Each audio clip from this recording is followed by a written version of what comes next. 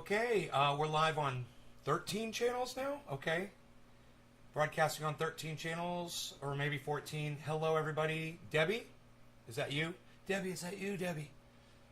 Who is that? I don't know yet. My chat's not up. Nick Brown. Hello, Nick. He's the first. Hello, Nick. It's Nick Brown. Hello. Hippie Chick is second. Hello, Hippie Chick. Hello, hello. So I just want to say this. Joy Ann Reid is a racist. Okay? Yeah, she's a black woman, but she's a racist. Like Tim Black is. He's a black guy, but he's racist. You know black people can be racist too, right? Yeah, well, Joy Ann Reid is a racist, and I want you guys to hear what she says. Right here. Listen to this.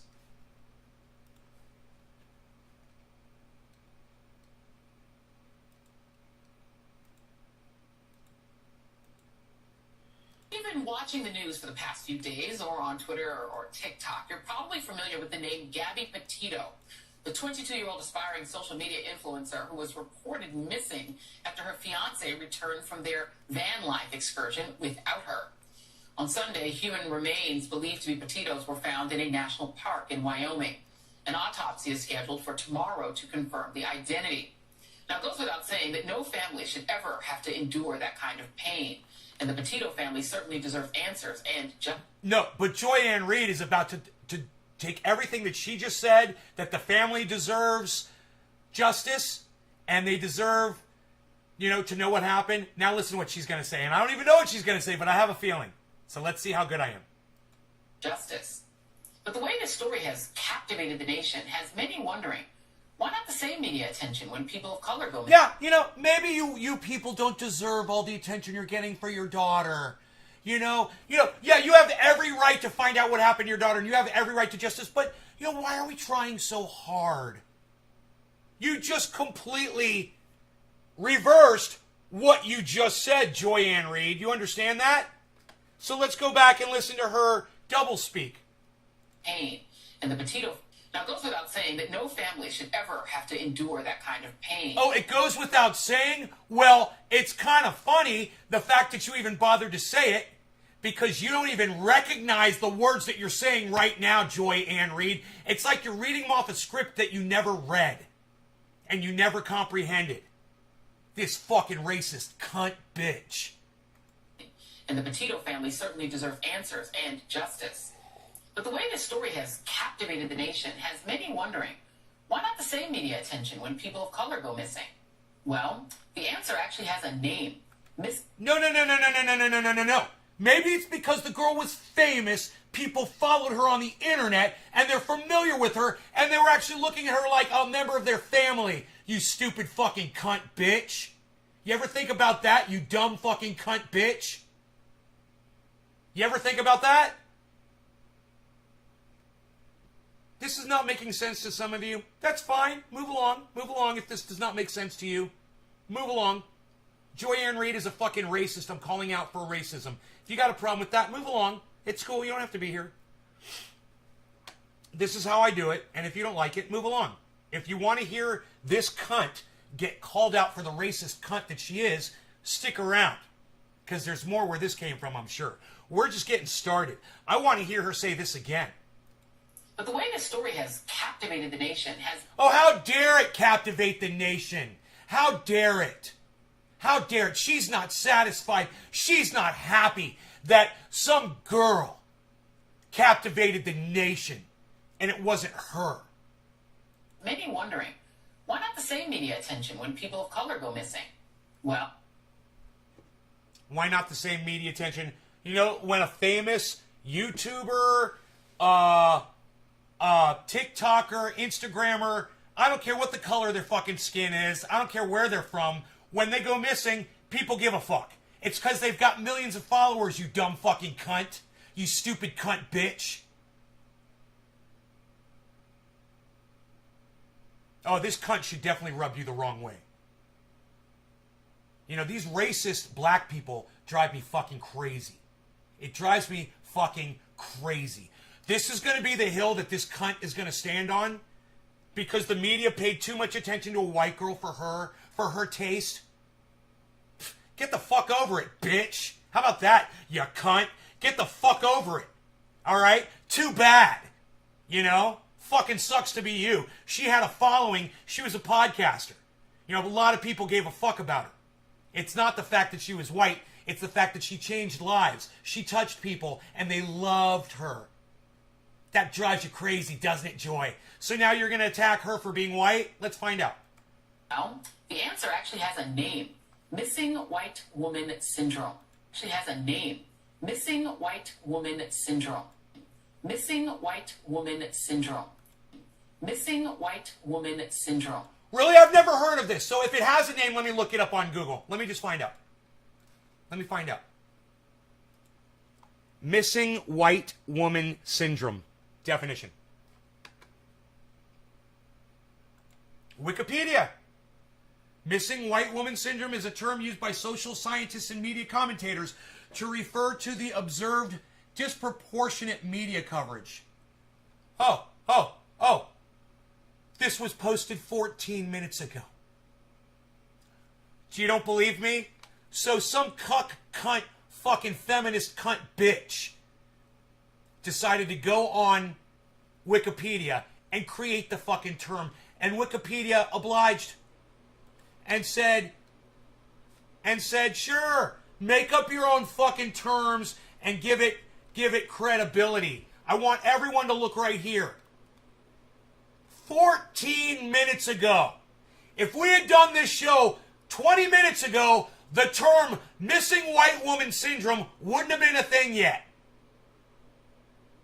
But because Joy-Ann Reid said it's a thing, some dumb cunt got on the fucking internet and wrote into Wikipedia to try to back her up, to back up her fucking straw manning.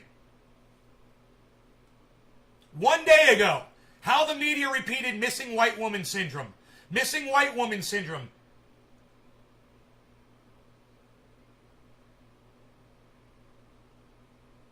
Hold on. No. It is a term that's been around. Wait. Whoa. No, it's a term that's been around. Okay, so it gave me the top links. Okay. Hold on. This has been around since 2016, it looks like. My bad. Hey, Joy-Ann Reid, you're still a dumb cunt. Fuck you, you racist cunt. Doesn't change a thing. I'm wrong about this one thing, and I will admit it. Okay, racist white woman, missing white woman. I love that I fucking totally fucking Freudian slipped on that shit. Missing white woman syndrome was being talked about in 2017 about Natalie Holloway. In recent weeks, the stories of missing black and Latina girls sparked an outcry on Twitter. Okay, my bad. Joy-Ann Reid did not make up the term. My bad. It's been around. Okay, let's keep listening. Let's keep listening to this racist cunt bitch.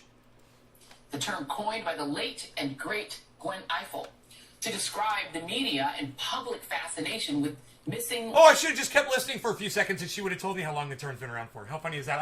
I do my own research. I don't rely on cunt-lying racist bitches to fucking give me my information. I Google that shit for myself, and all of you should never take some lying cunt like this as word on face value, ever. She's a fucking racist, lying cunt bitch.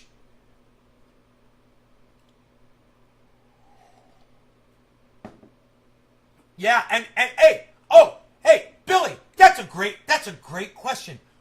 Why isn't Joy-Ann Reid reporting on it? She's just talking about her racism right now. Why isn't she reporting on the missing black girl in where did you say that was?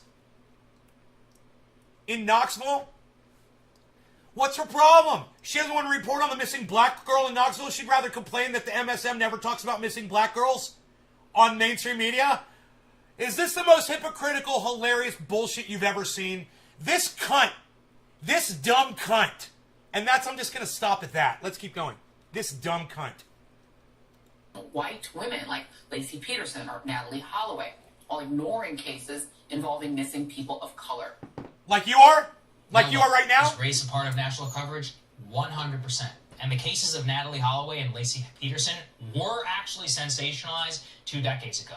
But what the entire media is missing here is that they were second to this story, not first. The reason that Petito's case gained such salience online is it was born of interest online. TikTokers, YouTubers, Instagram people, they considered Petito one of their own, and they got involved in the case to... I haven't even watched this segment yet. He's repeating exactly what I just told you. Do you guys realize that? I'm like a goddamn professional commentator, man. I should be on a show. I will give you the best take on anything before anybody else gives it to you. I promise you that. The only reason he's saying that is because he's right. And it's just common sense, guys. And I came up with that without hearing him say it. That's why more people should be watching me and not this stupid fucking cuck bitch that lies to his audience constantly. Yeah, UFOs are visiting us, everybody, says Sagar. Oh, the proof is in. The Pentagon proves it. We've got UFOs and there's aliens. A good piece of ammo is in my inbox on Twitter. Piece together the pieces Ammo? that the cops had very obviously missed. And here's the thing. The facts of this case are actually crazy. After Petito's family lost touch with her in August of 2021, her boyfriend showed up back in Florida 2 weeks later with the van that they were traveling in. And she wasn't there. Obviously, they had a lot of questions. What's going on, Brian? Where's Gabby? Then, police showed up to his house to ask him, and he wouldn't talk to them. According to the Petito family, he wouldn't talk to them either. On September 15th, after Brian was named a person of interest in this case, he also went missing, according to that family, and nobody knows where the hell he is today. As people online became aware that Gabby was missing, a groundswell of online sleuths actually became involved. And what received particular attention was a resurfaced body camera footage of a police stop of the couple in Moab, Utah, where Brian and Gabby were actually involved in a fight on August 12, 2021.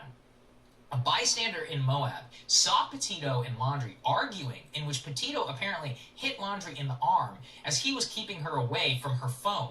Now, that bystander heard Petito say, quote, "Why do you have to be so mean?" And he was so concerned, he actually called it in as a domestic dispute. Now, that call told police, quote, "We drove by, a gentleman was slapping the girl. We stopped, they ran, and down the sidewalk. He proceeded to hit her, he hopped in the car, and they drove off together."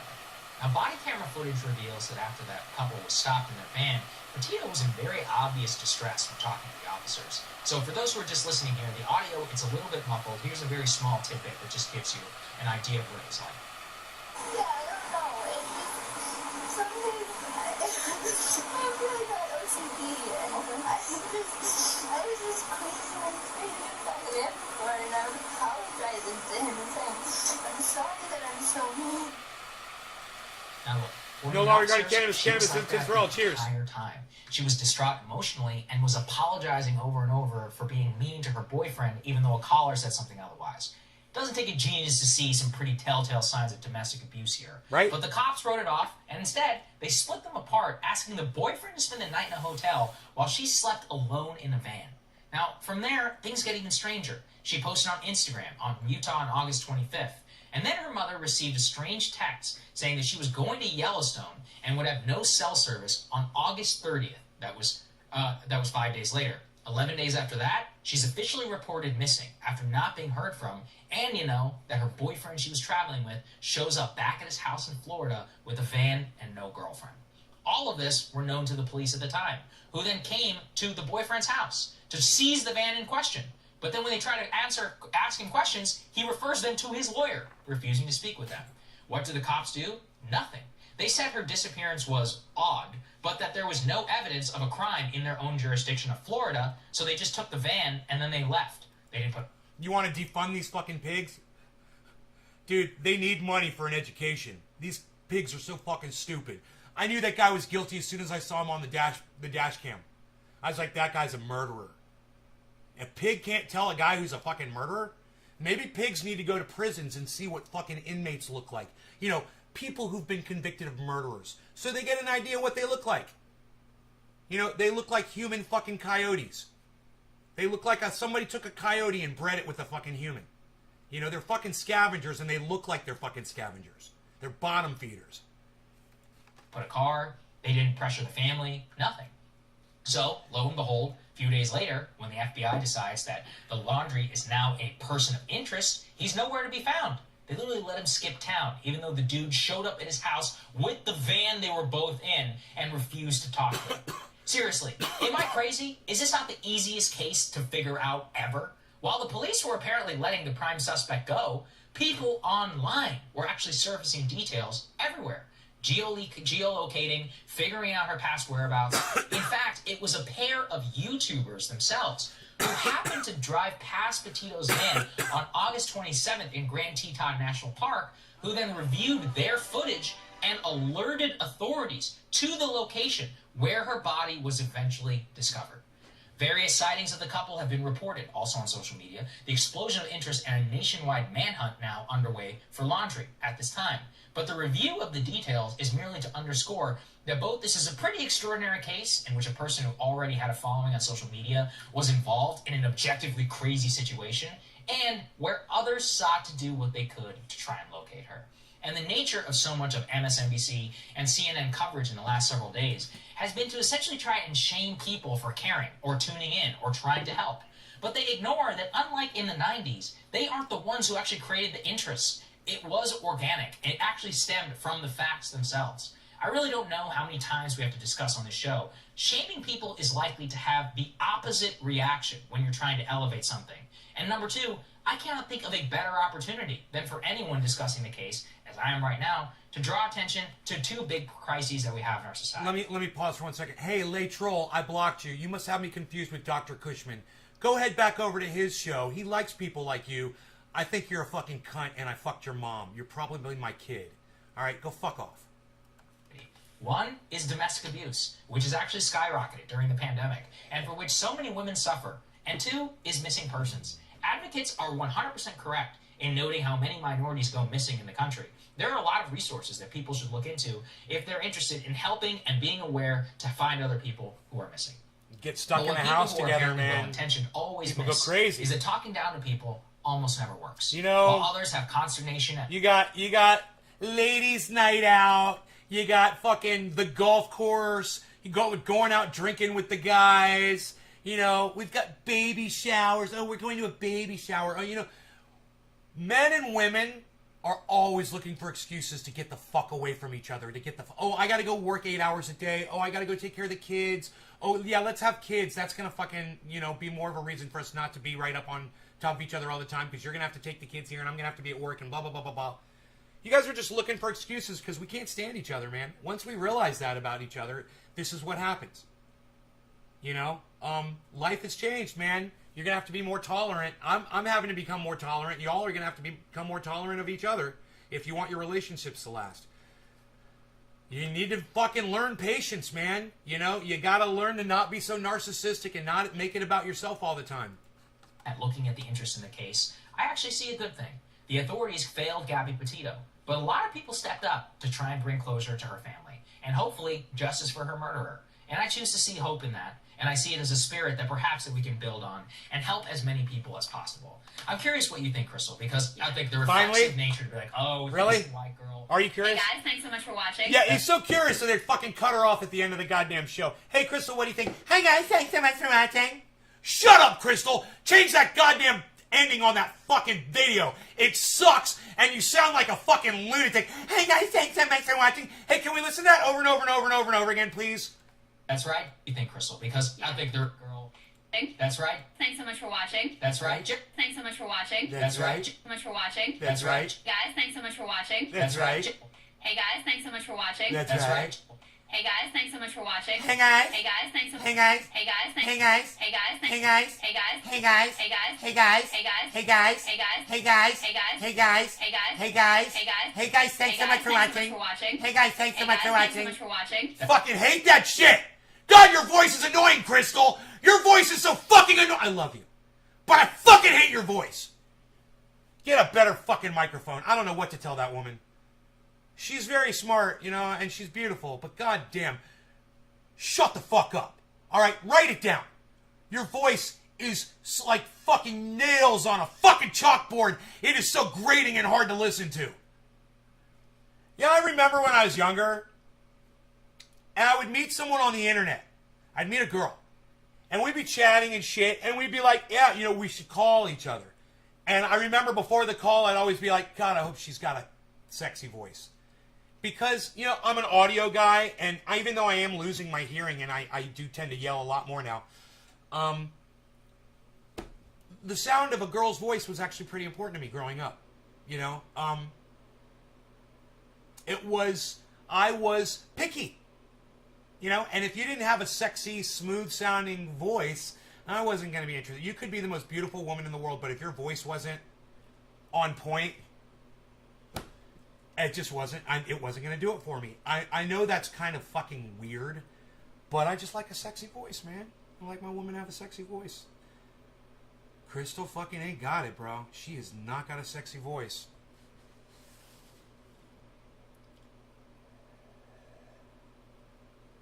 You know, you're like, hi, and they're like, hey, and you're like,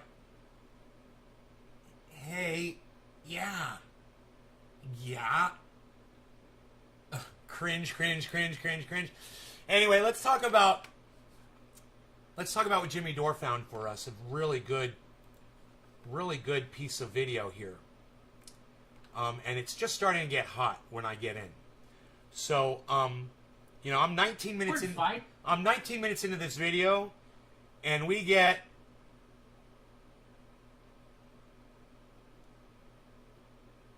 Okay, we're going to take it from here. We're going to go 2 or 3 minutes back to catch you all up. And you guys are not going to believe how corrupt Hillary Clinton and you know, they're corrupt, right? But the extent of corruption, it goes so far and so deep. And Jimmy Dore gets a whole bunch of it here because he's reading somebody's article. And I don't know who to give credit to. It might be Glenn Greenwald. It might be somebody else. So credit to whoever that is, and we'll probably get that in this report. But let's pay attention to what Jimmy's going to say for the next few minutes, okay? And we'll smoke while we do it. Let's bring out the bong. Is on private internet forums and chat groups. Blue and On is on cable news every single night, spewing deranged stuff like this. And there's the guy right next to her, Franklin Foyer. That's the guy there's the guy who took the bogus story from the Clinton campaign, published it. He knows it's a bogus story. So does he, and they're all sitting there lying. And you wonder why people don't trust the news? You wonder why people get their news from potheads on YouTube? You wonder why people do that? This is why. They're lying with straight... This is 2 years after that story was known to be untrue. There it is. And I just want to show you what WikiLeaks revealed. That the Hillary Clinton and the Democratic Party has a long list of their toadies that work for them in establishment media, right? Exclusive new email leaks revealed Clinton campaign's cozy press relationship, off-the-record Manhattan cocktail parties, planting stories with friendly journalists, all of it laid bare. And that's by Glenn Greenwald. And I just want, here's how they place the story. As discussed on our call, we are all in agreement that the time is right. Place a story with a friendly journalist in the coming days that positions us a little more transparently while achieving the above goal. Who should we have do it? We should have has a very good relationship with Maggie Haberman of Politico over the last year. As discussed on our call, we're all in agreement that the time is right. Place a story with a friendly journalist in the coming days that positions us a little more transparently while achieving the above goals. We have a very good relationship with Maggie Haberman. Now, let me tell you something about Maggie Haberman. The first time I heard her, I was impressed. She got in with Donald Trump and she exposed him, and I was like, that's some good reporting. And then, as time progressed, I started listening to Maggie Haberman because of that, right? And I started realizing, man, she's like a shit lib.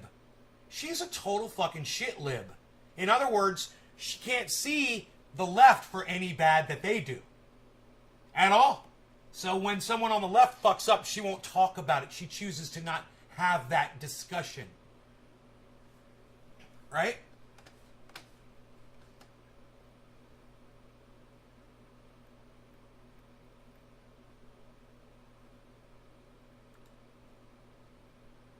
I do too. I applaud her.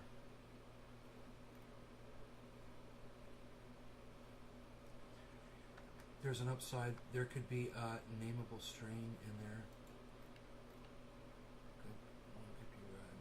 Where is this girl from last night? Okay, a slot that passed while I was working. Yeah, sounds like you're really interested. How the fuck was I supposed to know you were working?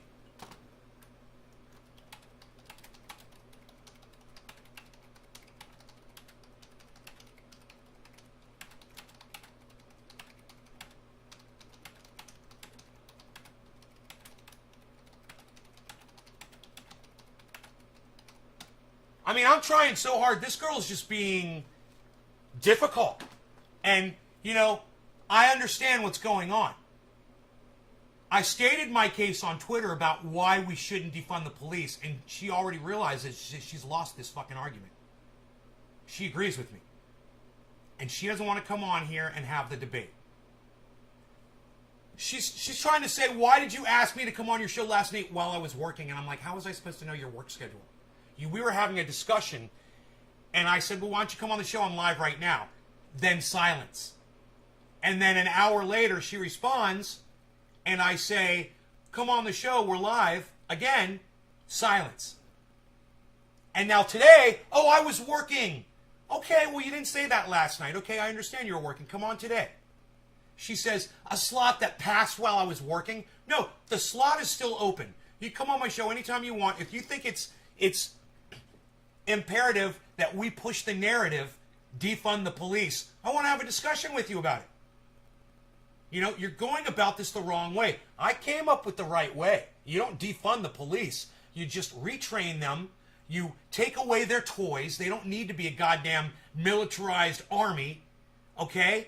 You take away their firepower. You take away their sniper teams and their SWAT teams and all that bullshit. All right? And their tanks and their MRAPs and their, you know, their armored personnel carriers and their fucking their noise cannons and their fire engine spray hoses.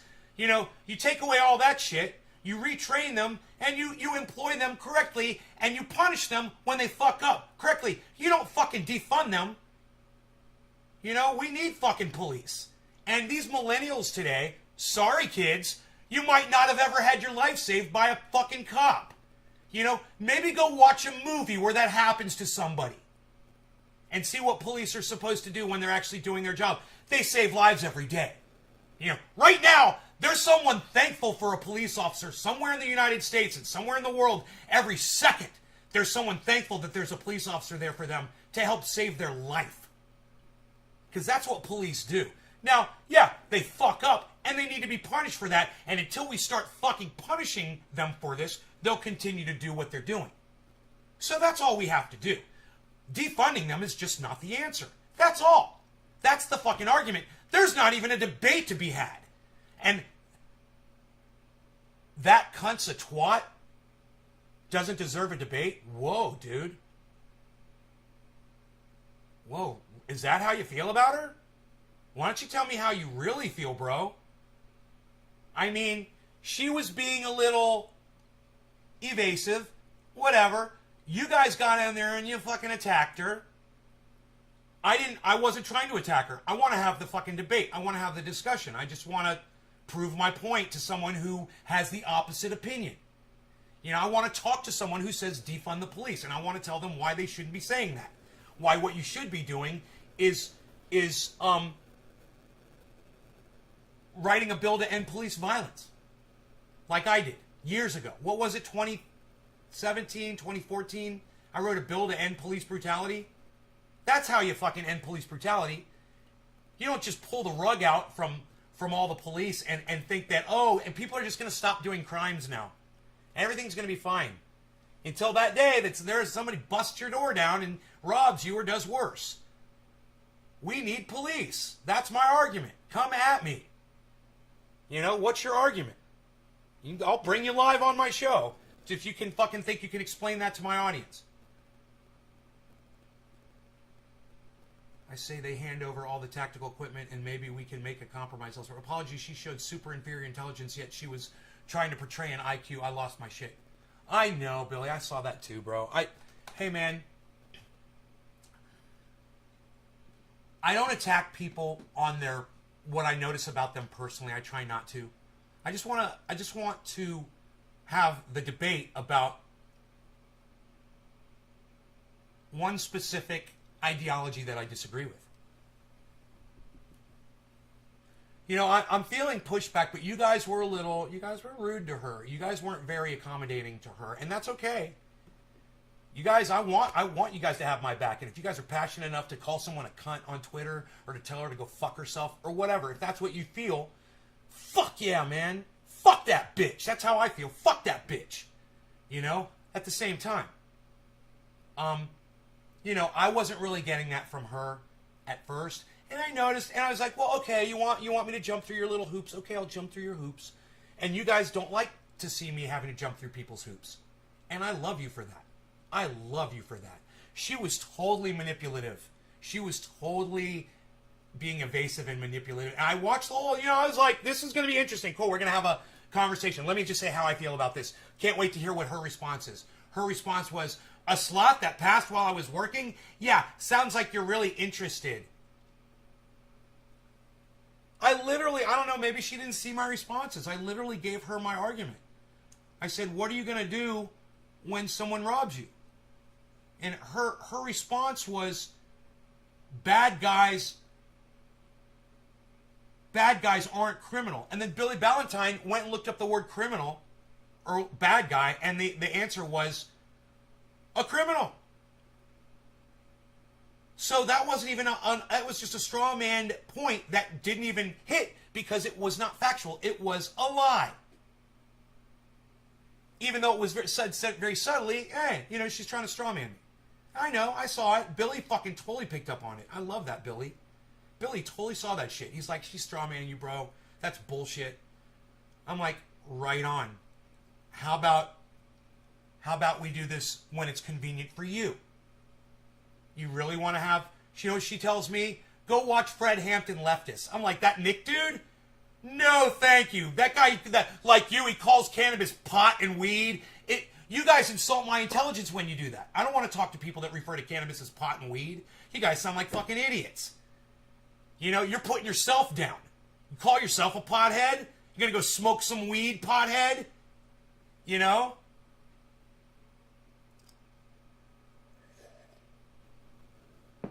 So, you know, that insulted my intelligence more than anything. Actually. And then I kind of had enough of her. I'm like, oh, you refer to it like that and you just sound like an idiot. And I don't even want to talk to you now. You know? Use cannabis. She said cannabis. I didn't notice. What, Dave, do you feel like Hildy started saying cannabis because she heard me calling it only cannabis, so she started calling it cannabis? Was that what happened? I didn't go back and watch the interview. I just watched the first few minutes and turned it off. Because it started getting me. I was like, I can't watch this. I got a little emotional. I mean, I get emotional when I just see one of her 15-second videos. She just put up another amazing one.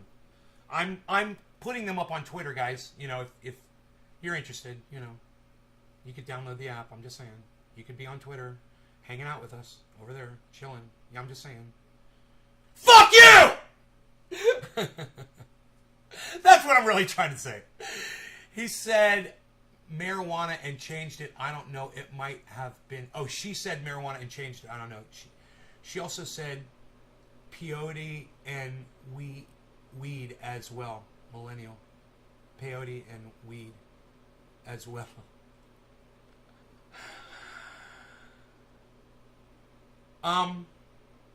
Yeah. I'd still have the debate with her, and I would be very respectful and nice. But I do not like her attitude towards me. But I know that she got that attitude throughout the course of us trying to have the discussion, and you guys interjecting your stuff in there, that didn't help.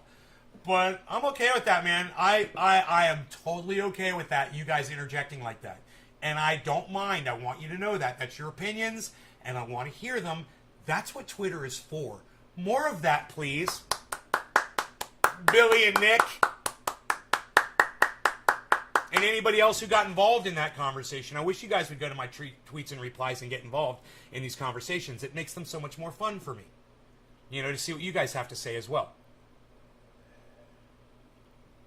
But, you know, I think I've already stated out all of my points here. My point is, you know, I'm concerned about police brutality too. You and I just have a different way of trying to go after it. It's almost like my ability, my right to possess a firearm. It's like the same thing. It's like you want to see school shootings end, so you want to take all the guns away. And I want to see school shootings end too, but I don't want my gun taken away.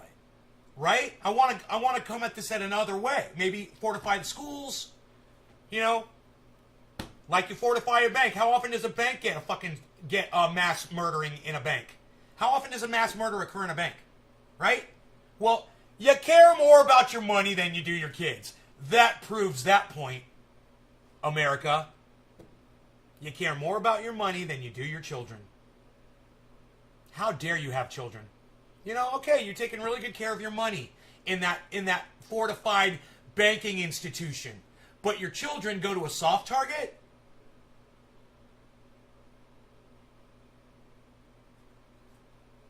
I don't know. Dude, am working. You can ask me when I'm available via DM, and I'm ET and I work several jobs. If you really cared, you'd approach me with respect. This is clearly a bunch of retired dudes who want to rag on me, and I don't have time for bad faith attacks. You opened your... Hey, I'm glad you're watching, millennials. Listen. You opened yourself up to an attack when you came at me with your shit attitude from the very beginning. You know, you came at me with attitude, and I caught up on it. I totally got your attitude. And I was like, look, if you want to allow my audience to contaminate our conversation, that's on you. You know, that just means you have a thin skin, and maybe you need to improve your boundaries. I recommend you do that. Especially if you're going to, you know, get on the internet, put yourself out there, and put opinions out there that are stupid, like defund the pigs. That's just idiotic. You rely on police every day of your fucking life. You might not think you do, but you do. You're in a job right now. What happens when somebody breaks in there or the burglar alarm goes off there? You know, what happens when somebody leaves a car in the parking lot where you work, you know, abandons it? What happens when somebody dumps garbage? You know, what happens when there's a vagrant? You know, you have a homeless person and they're defecating and pissing on your front fucking steps of your job. Are you going to take care of that, millennials? It doesn't make sense. You know, we could easily have this debate by you texting me on Twitter and me saying my points on here. Easily. I don't have you on my show. This would take 3 seconds. You rely on the police. You know, it's like saying, hey man, I want to defund the oxygen that I breathe, that I rely on. Yeah, sure, some people choke to death while breathing oxygen, but that doesn't mean that, you know, hey, let's just take all the oxygen away. Maybe people won't choke to death anymore. And while that's true, we'll all be dead. And in this case, you know, you take all the police away and, you know, criminals out there, people that possess guns, people that have baseball bats will start showing up at other people's homes and taking their shit. When there's nobody to call. I mean, I don't understand why this is even a thing. Defund the police. It was never thought through. You know, you might have 1 million people behind you that say defund the police, but that doesn't make it right. I suggest when you're disappointed because I'm once again at work, don't assume I don't have things to say. You all literally have nothing better to do during the day than harass the working class and live stream with each other. So if you're just looking to circle jerk, glad I missed you. I'll give you a voice on here. I will read your tweets to my audience. You're not making any sense. All you're doing is you're attacking me and my audience, and you're not talking about this subject at all. You're making this all about you. Kind of millennial-esque of you, huh? Are millennials known for being narcissists?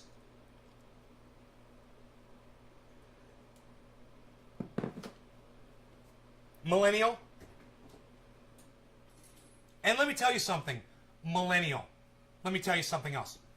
It's separatist. You know? It's discriminatory to call yourself millennial. You know why? I could just call myself white guy. Same thing. right? That's kind of discriminatory, isn't it? For me to refer to myself as white guy? It's discriminatory. You're literally separating people from you by branding yourself a millennial. Are those the only people you'll talk to? Are those the only people you relate to? Is that how you identify?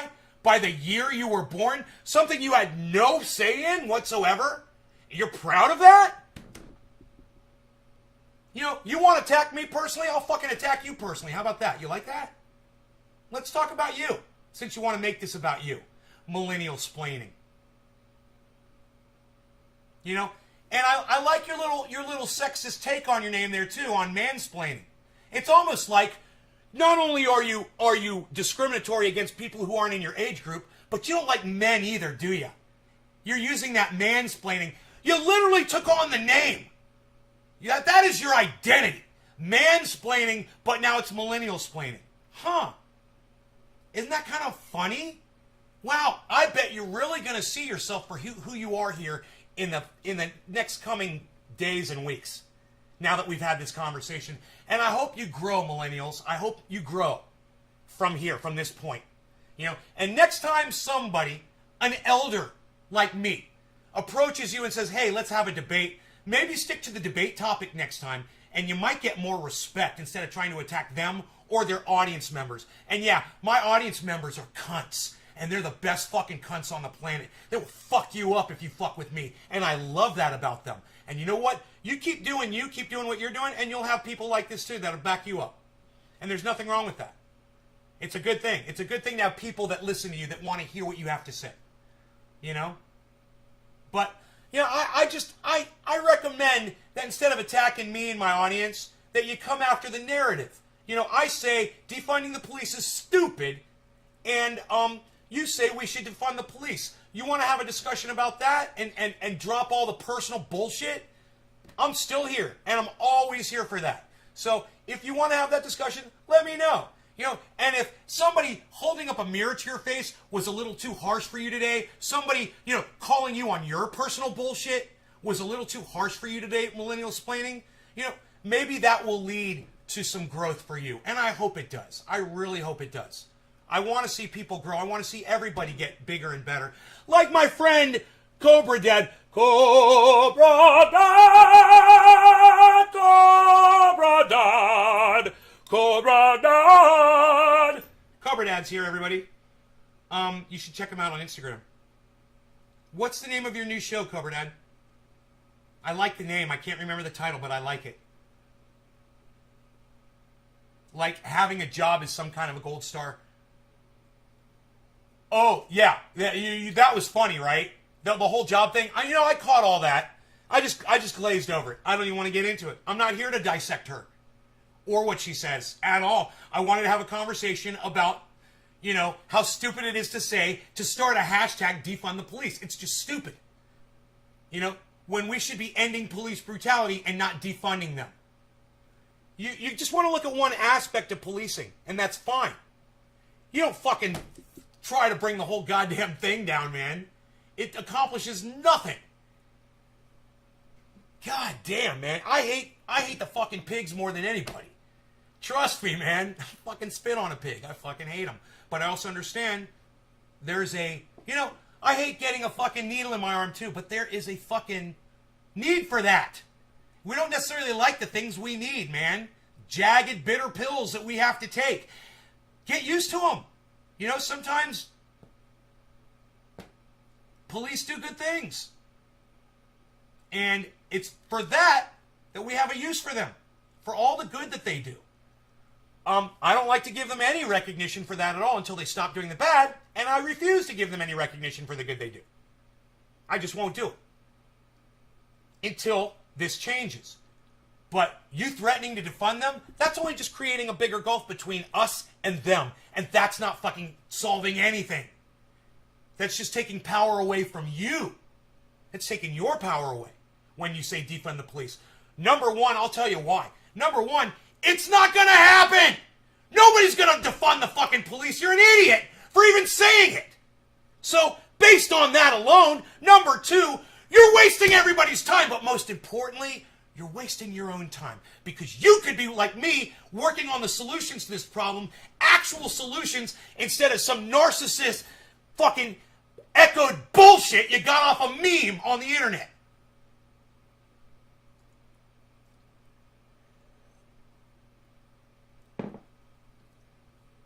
Hey, Debbie! Hi, Debbie. I'm so glad you're here. I was wondering what happened to you. You're kind of slipping, Debbie. I hope everything's okay at home. When Debbie's not the first one in chat, man, I am concerned. I'm getting to know you guys too well, man, and I don't like it. Is it 7:10? God damn you, hippie chick, with your fucking timeliness and your time posts. All right, it is 7:10. It's time to smoke, everybody. Per hippie chick. I've got this incredible... Now, we did get off track. And I'm glad that Millennial Splaining came in or tweeted at me and is watching the show, was watching the show. That's great. She brought all of that on herself, and she could have risen above. She could have ignored you guys, and she could have just spoken to me if she wanted to. She chose not to. She chose to get into it with us. And unfortunately, when you get into the mud, you get dirty. And I didn't want that for her. I really didn't. I didn't want to pull her down into our level. And that's exactly what we did. We pulled her down to our level. We trolled her down. I didn't want to do that. I could see it happening, and I was kind of sad for the whole situation because all I really wanted to do was just try to convince her that defund the police is stupid. And she's not the person who came up with it. Someone else came up with that. She's echoing it. She's being a parrot, and she needs to realize that sometimes you parrot shit that doesn't even make sense. You got to stop acting like a shit lib. And I know she's not a shit lib, but she's acting like the way someone acts when they ignore facts that are right in their face for allegiance to whether it's a narrative or a group of people, like a political party or a political objective, like defund the police or Medicare for all. And you're not willing to look at the negativity. You're not willing to look at the fact that it's never going to happen. You're not willing to look at the fact, that's never going to happen. Of course that's never going to happen. So think about that. Defund the police. No. Defund the police. No. Defund the police. No. Defund the police. No. Defund the police! Defund the police! Defund the police! No. Please defund the police. No. Hashtag defund the police. No. If you don't defund the police, we're going to be really mad. No. Okay. So it ain't going to happen, right? So what is the solution if it's not defund the police? Can't we work towards the solution? Ending police brutality now?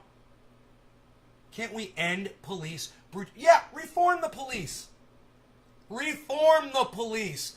Well, yeah. Cobra Dad gets it. I'm having some health issues. Oh, Debbie, I know. I could tell. I'm so sorry, honey. I hope you get better. Whatever it is. For me, for my and your future reference, when I see you talking about a Twitty and say the word debate, I'll stand back till it's obvious the debate will not happen. Okay. Billy, don't do that. Don't do that. Your opinion means more to me than some cuck bitch that I want to fucking debate. And millennials, I'm not calling you a cuck bitch, just so you know. I'm just talking about random motherfuckers. And millennials, I want you to know also, whether you're watching or not, I still have respect for you. I still have respect for you. You and I agree on a lot of things. And I want you to know that I know that. And I'm not mad at you. You responded to my audience probably like I would have responded to somebody else's audience if I didn't know what I know today about people and narratives and opinions and getting along with other people.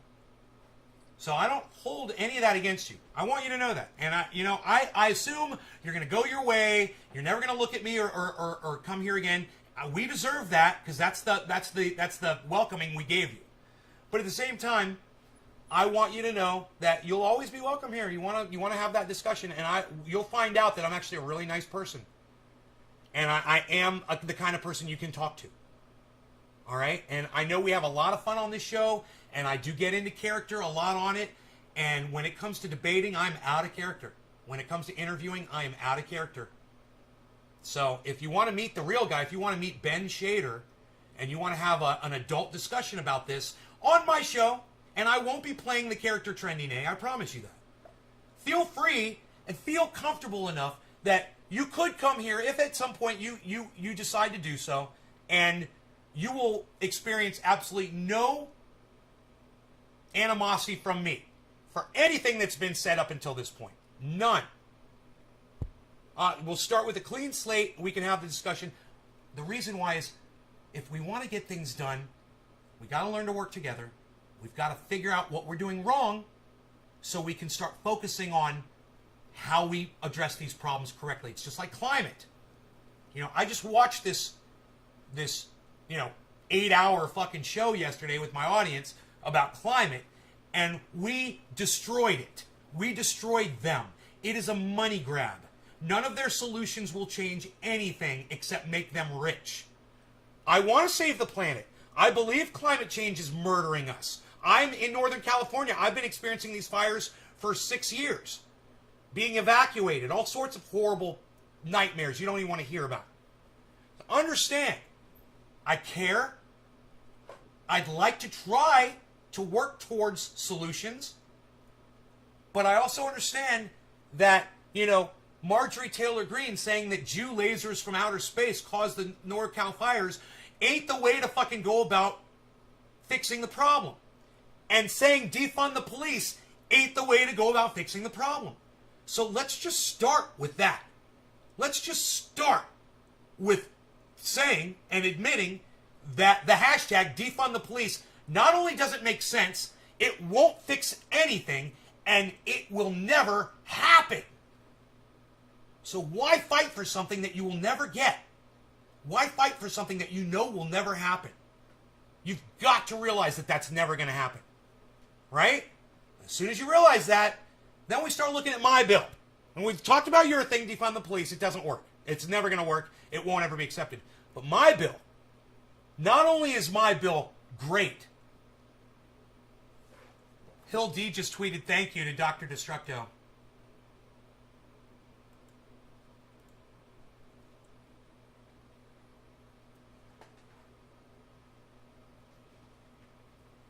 Not only is my bill written fairly well and addresses the problems and would solve the problems, my bill has been copied after I wrote my bill by Bernie Sanders, and some fucking cunts in Washington came up with a bill, and some fucking cunts in California came up with a bill very similar to my bill. So you got to ask yourself, does Nay really have it right? Come look at my bill. See what I wrote back in 2014. I've been talking about this for years. That's why it was so easy for me to take the fucking legs out from underneath your defund the police argument. You literally, it just doesn't make sense. And anybody that just listened to this conversation with common sense and isn't some kind of a defund the police shit lib, and I'm not saying that it's a shit lib, I'm saying that it's a blind person to defund the police, right? Someone who is blind to that cause and won't listen to reason, listen to this and be like, he's right. I do want to end police brutality, and defunding the police won't work. So he's offering a solution. Let's look and let's at least talk about his solution. Let's start there. Let's start with something that will work at least. Man, you got a bucket of water, and I've got a can of gasoline. We've got a car with no gas in it. And you're like, yeah, but I got this bucket of water here. Millennials, your bucket of water isn't going to help us right now. And that's all defund the police is. It's a bucket of water for an empty gas tank. I mean, it seems like it might do something. It's liquid, and it pours just like gasoline. Right? It's a facade. It's a mirage. It's a joke.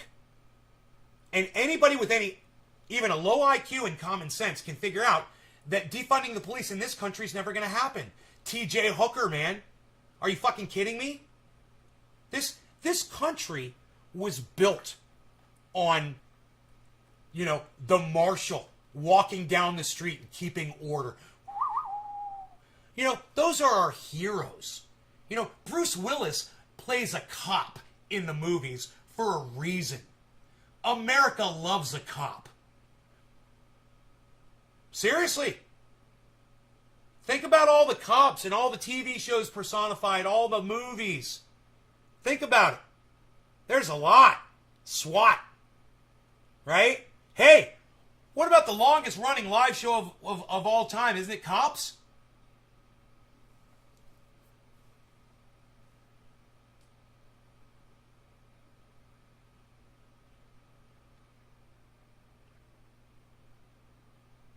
The name of the show is literally Cops. I don't know if it's the longest running show, but it has been around for a long, long time. I don't know if it's still going. People love Cops. And, you know, we would watch Cops. We'd get high and watch Cops at night. And then we'd go out in the street and protest cops for beating up what we perceived to be a bad guy or gang member or rapist or, you know, someone that was just disobeying the law. How dare they? You know, how dare they disobey the law? We never went out in the streets and protested it before. We love cops. So you're not going to defund them. I don't care how many people you get on board. You're not going to defund the police.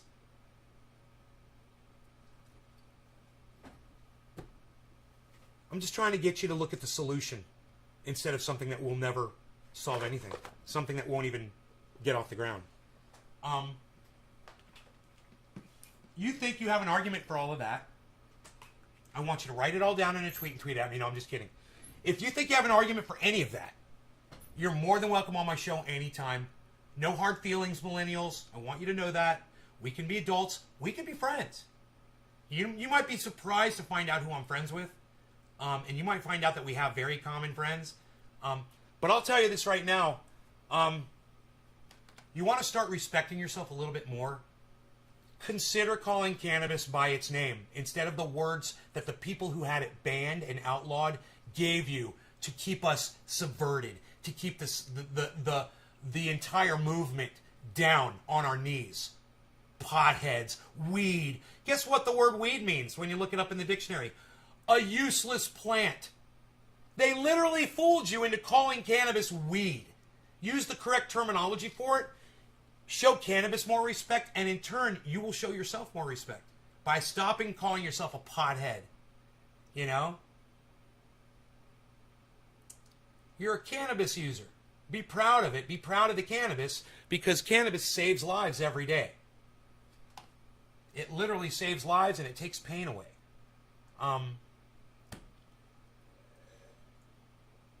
You know, today I smoked some dabs and didn't kill somebody. I'm telling you, it's been saving lives every fucking day. She's taking so much heat for so many, but she keeps doing it. That's right. She does take a lot of heat, and that's why she could use your support, guys. Hill D, please be one of those people that follows her and supports her and retweets her and re-TikToks her and does all that shit. Or, like Billy, mimics her.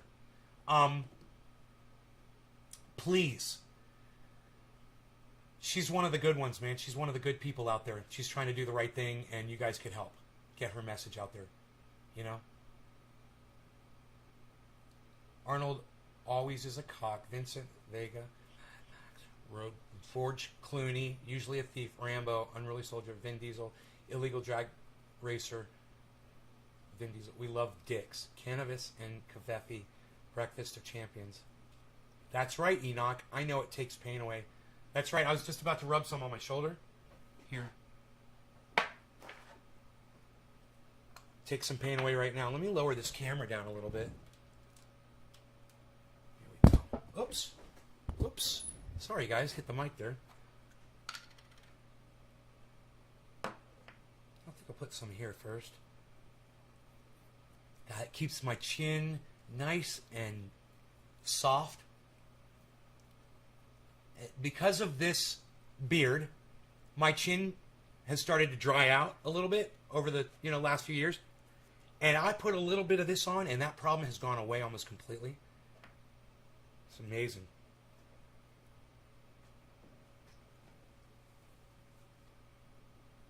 That's the stuff. Man, I haven't done this in a while. I think working out has really helped my shoulder pain. I just followed Hildy on Twitter.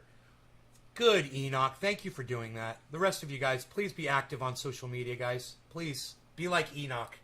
Everybody. Man. That feels pretty good.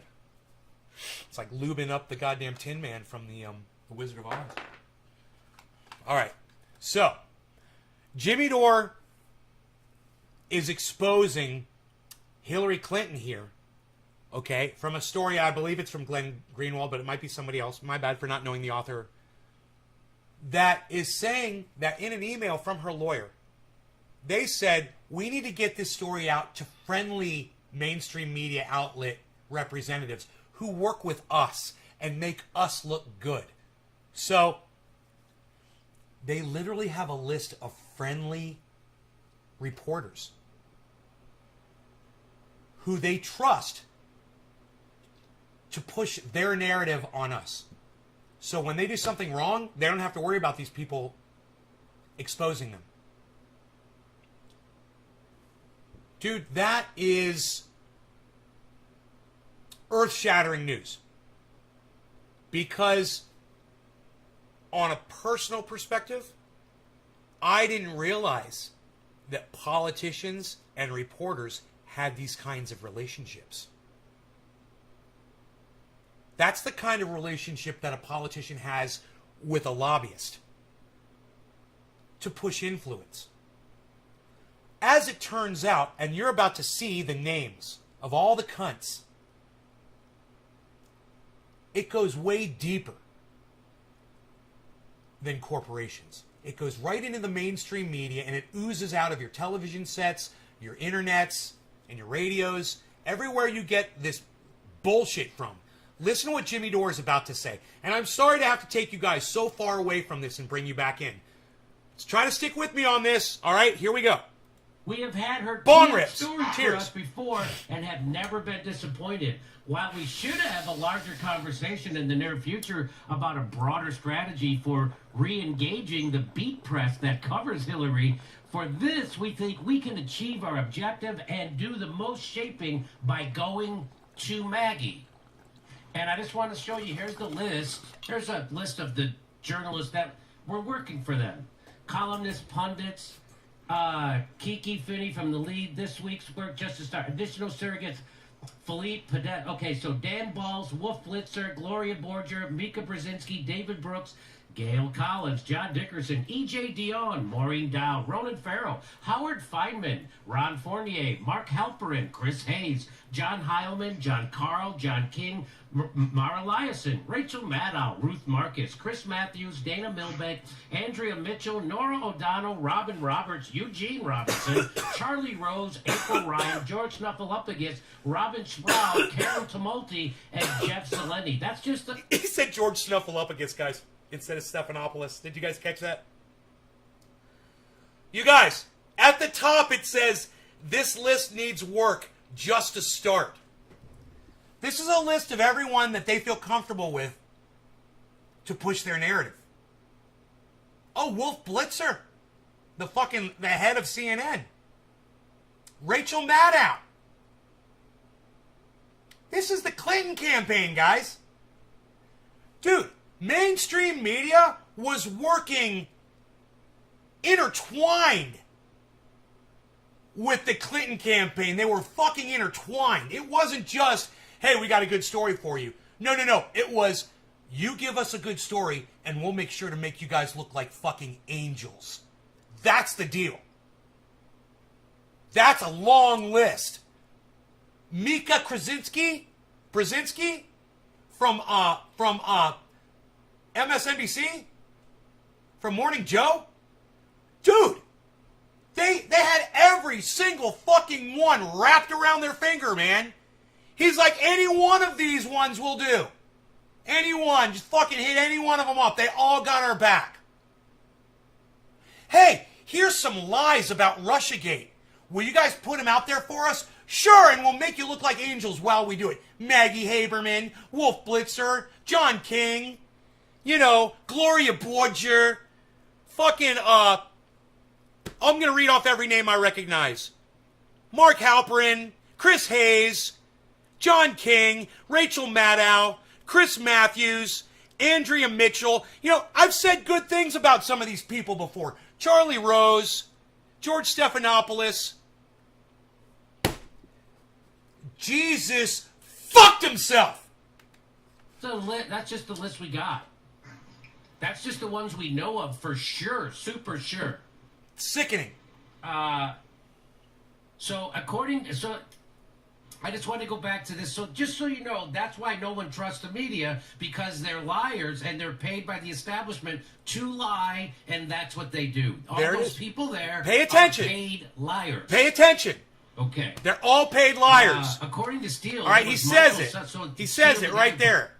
Listen. So I just want to go back to this. So just so you know, that's why no one trusts the media, because they're liars and they're paid by the establishment to lie, and that's what they do. All those people there are paid liars. The Again. media, because they're liars and they're paid by the establishment to lie, and that's what they do. All those people there are paid liars. The media, because they're back to this. So just that's why no one trusts the media. That's why no one trusts the media. That's why no one trusts the media. That's why no one trusts the media. That's why no one trusts the media. That's why no one trusts the media. That's why no one trusts the media. That's why no one trusts the media. So that's why no one trusts the media. You guys should be grabbing this video and putting it all over the internet. Not my video. So I'm going to give you a link to this one. All right? Like I said, this ain't about me, guys. And it generally never is. It's about the message. Some of you guys might confuse that. So, here's what I want you to do. There's a link in the chat. If you're watching from anywhere but Facebook, you'll be able to grab that link. It's Jimmy Dore's video. Go ahead and share Jimmy Dore's video. It's got almost 80,000 views. That's pretty good. It should have 1 million. Everyone should know about mainstream media. You guys should tweet this at Wolf Blitzer. You should tweet this at John King CNN. You should tweet this at Rachel Maddow, MSNBC. You should tweet this at Chris Hayes. You should tweet it at Gloria Borger. You should tweet it at all of them. And keep, Ronan Farrow's on there too. I missed that. He's bought too. Ronan Farrow. Nice, huh? I used to have respect for that guy. Wow. He's a cunt too. They're all fucking cunts. You notice there's nobody from Fox on there or AON? No, because they just go out of their way to serve Donald Trump.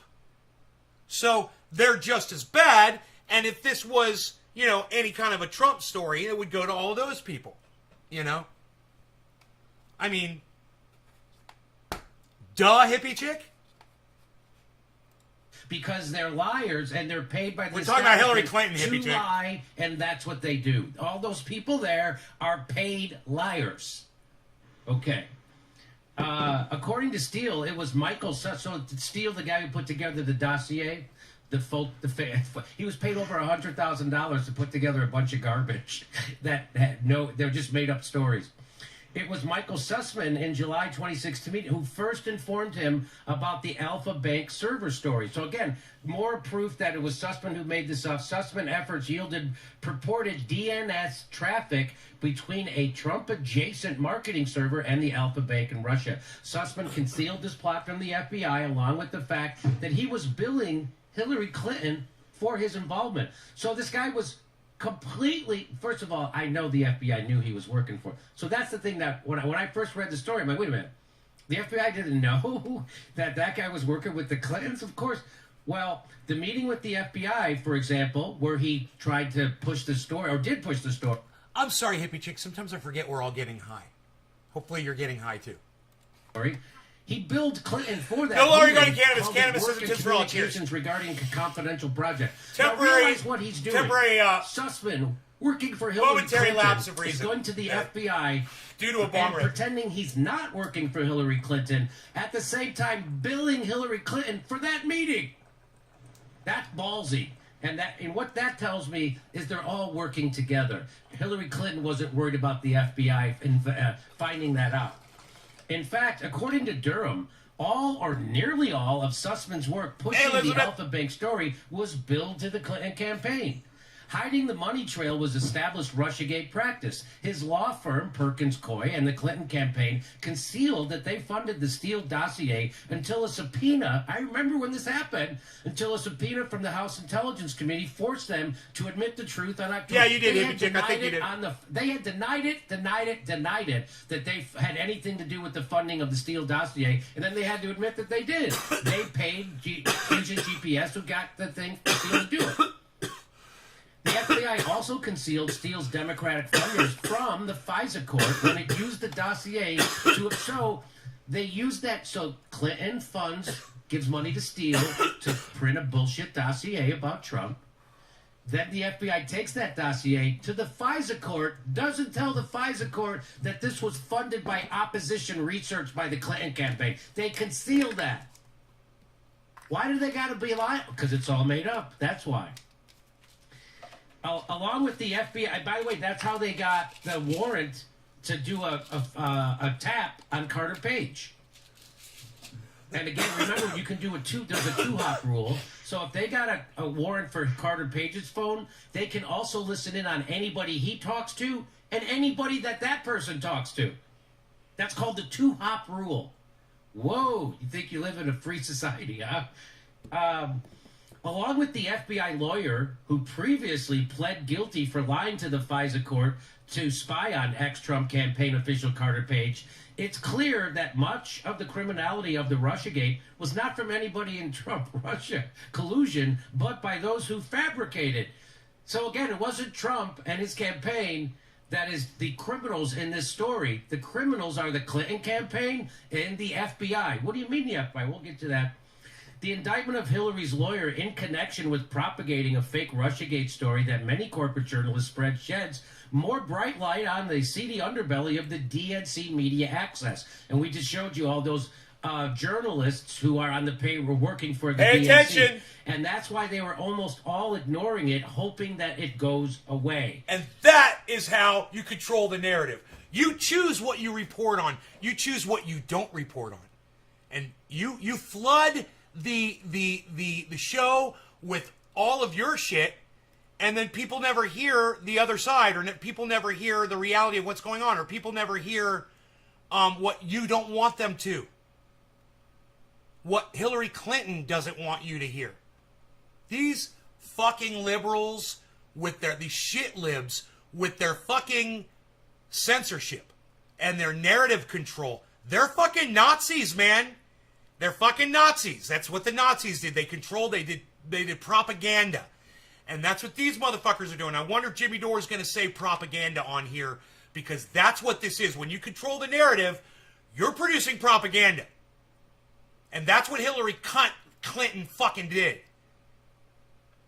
With Bill Clinton backing her, and all of those cunts in mainstream media were their fucking army of misrepresentatives for the fucking facts.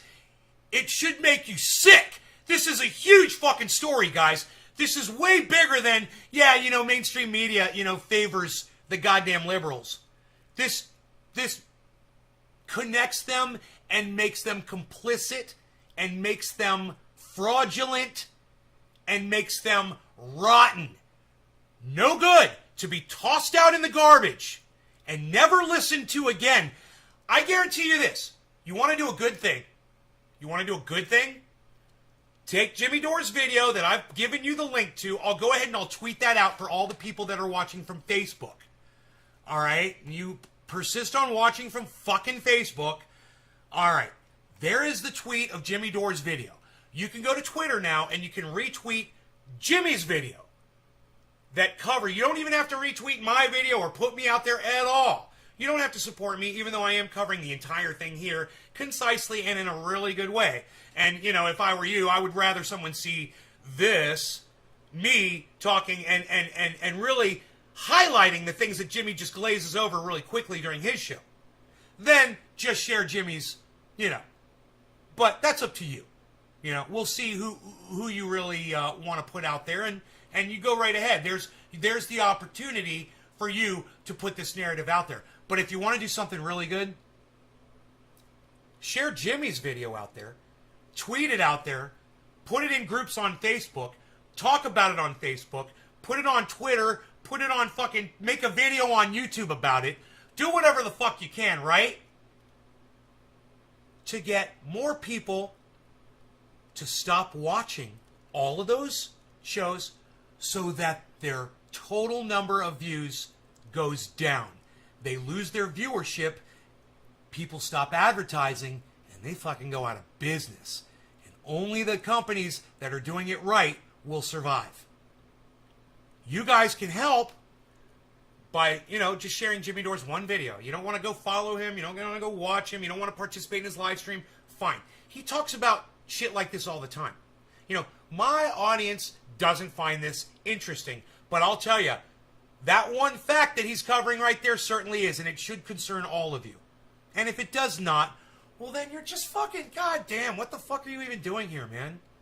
What the fuck is your point, Do something. The indictment approved by the Biden Department of Justice. Activate, not man. Trump's Department of Justice.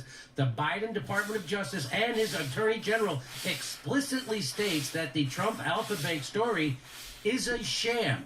And yet most of the journalists who spread it, Natasha Bertrand, Franklin Foyer, Dexter Filkins, Chris Hayes, have barely acknowledged it, let alone grappled with it. This is the perfect microcosm of the Russiagate fraud that the country endured for 4 years.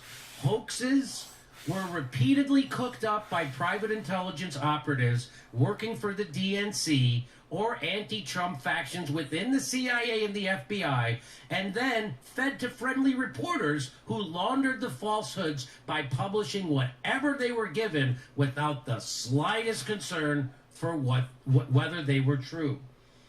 It's just a small, this is from Isaac Shore over at the National Review. He says it's just a small sampling of the journalists who were swept up in just one botched story on the Trump-Russia relationship. But it's nevertheless frightening how easily a campaign's political and very well-placed personnel interests set wheels in motion at the FBI and in most major American newsrooms. Wheels that stayed in motion for the better part of half a... Look at that. What's happening right there? I see some activity. I'm seeing activity.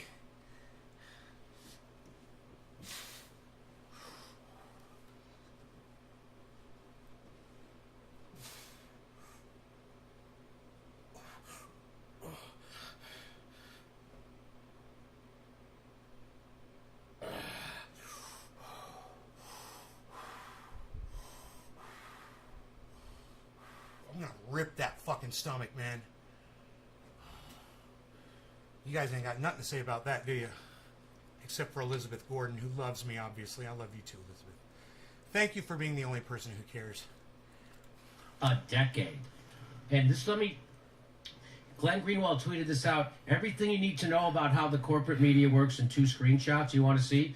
Rachel Maddow rooted for the Steele dossier to be true, and then it fell apart. And then she pushed every bullshit story possible. And then how did she get punished? She got a new contract for $30 million a year. Do you know how much money that is per day?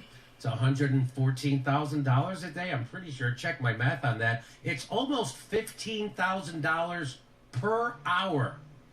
That's what Rachel Maddow makes. What? Almost $15,000 per hour. Jesus Okay. Christ. Now, how did she handle this revelation that this story she and her whole network has pushed that is completely bogus? How did she handle it? Well, by the way, before I get to that, I just want to show you that the FBI, the way they wrote the indictment, makes it seem like the FBI was a victim to Sussman and the Hillary Clinton campaign scam.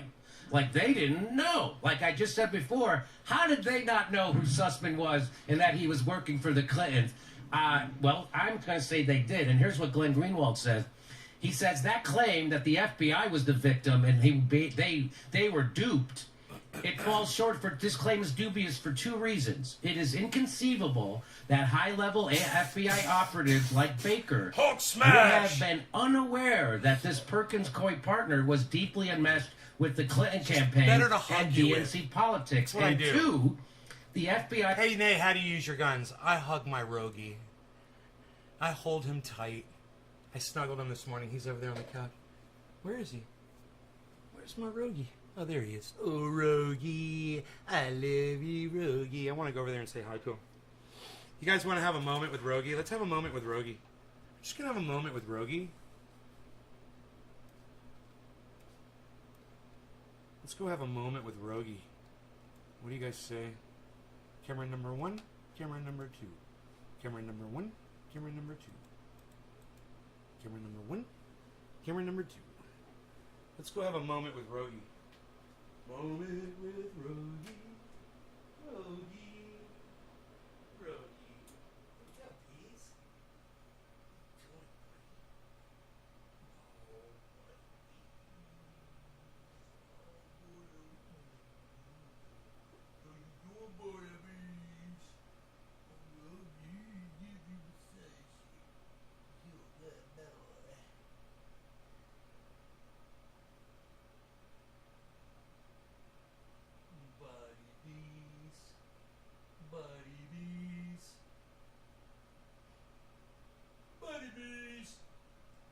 Buddy bees.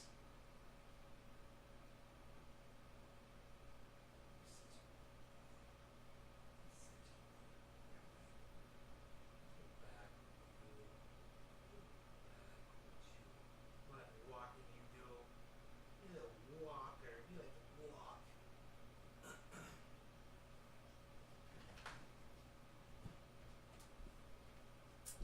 That's my buddy bees.